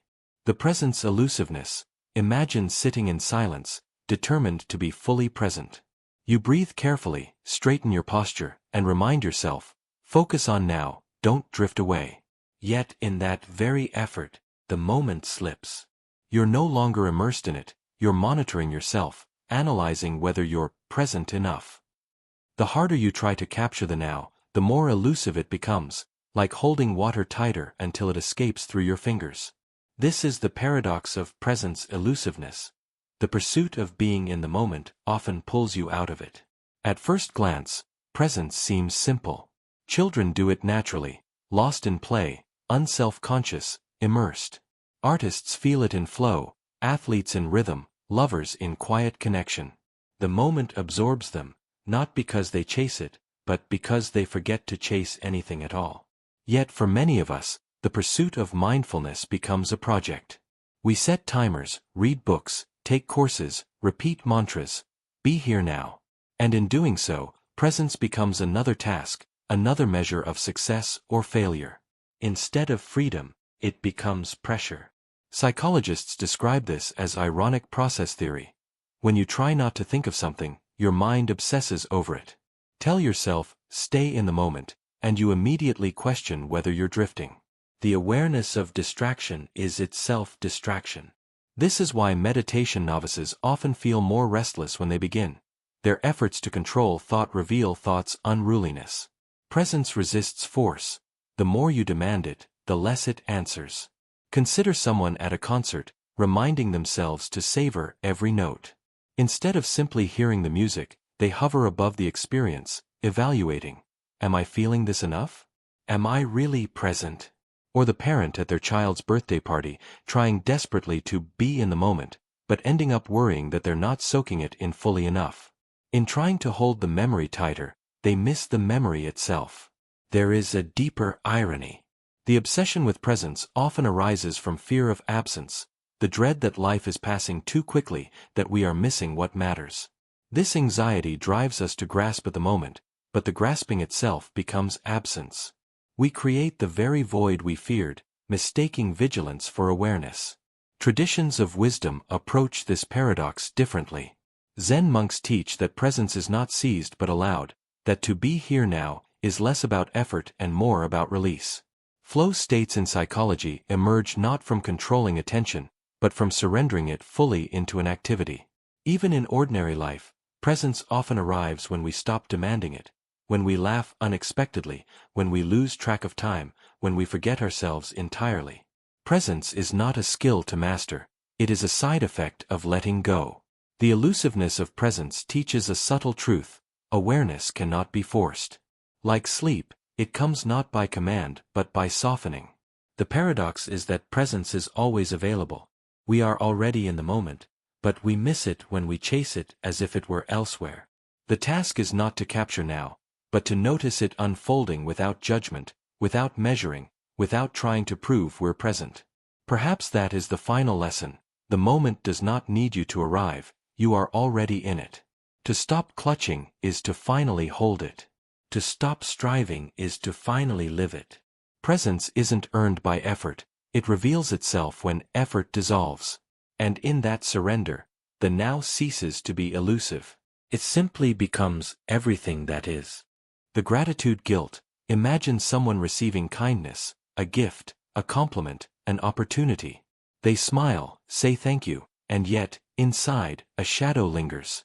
The more they are told to be grateful, the more a quiet guilt begins to grow.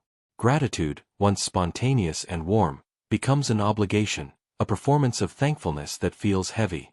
Soon, not feeling grateful enough begins to feel like a flaw, a personal failure. This is the paradox of gratitude guilt. The very pressure to feel thankful can twist into shame, leaving a person feeling ungrateful precisely because they are trying so hard not to be. Gratitude itself is powerful. Studies show it lifts mood, strengthens relationships, and even improves physical health. Ancient traditions and modern psychology alike describe it as a key to contentment. But when gratitude shifts from choice to duty, its light dims. Instead of arising naturally, it is demanded, by family, by culture, by motivational slogans that insist you must always count your blessings. The result is not joy, but weight. People begin to police their own feelings, thinking, why don't I feel more grateful? What's wrong with me? Psychologists explain this as the tyranny of positive emotion. When a culture idealizes gratitude, happiness, or optimism, individuals feel guilty if they fall short. The mind begins to turn inward, interpreting normal dissatisfaction as failure of character. The gratitude journal meant to inspire becomes a daily reminder of insufficiency. Instead of lifting the spirit, the practice tightens chains around it. Real-life stories illustrate this pressure. A young woman given a stable job feels guilty admitting she doesn't enjoy it, because so many others are unemployed. A man supported by his family feels ashamed of his unhappiness, because he should be grateful for their care. Survivors of trauma often report gratitude guilt most painfully. They are told to be thankful they survived, even when they feel broken inside. Gratitude becomes not healing, but a mask they are forced to wear, while underneath resentment and pain fester unspoken. History too carries echoes of this paradox. In strict religious or cultural systems, gratitude was often demanded as obedience.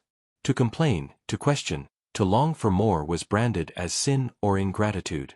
The result was not deeper faith, but quiet rebellion or suffocating guilt. Even in modern consumer culture, the command to be grateful can feel oppressive, masking systemic problems. A struggling worker is told to be grateful for having a job, even if the conditions are exploitative. A person facing hardship is told to count blessings instead of voicing pain. Gratitude, weaponized, becomes a tool to silence. From another perspective, the gratitude guilt resembles the glitch of a simulation pushing its characters toward a single emotional state. If gratitude is coded as the right response, then failure to generate it produces error signals: shame, guilt, self-reproach. It is as though the program punishes deviation, insisting that characters render thankfulness even when their internal script resists. The paradox is that the more the system demands it, the less authentic it becomes, and the more the illusion cracks. And yet, true gratitude is never born from pressure. It is not a demand, but a recognition. It flows naturally in quiet moments: the warmth of sunlight on the skin, a friend's unexpected kindness, the taste of food when hungry. These are not forced, not scripted, not demanded, they simply arise. Gratitude guilt fades when we realize gratitude was never meant to be constant.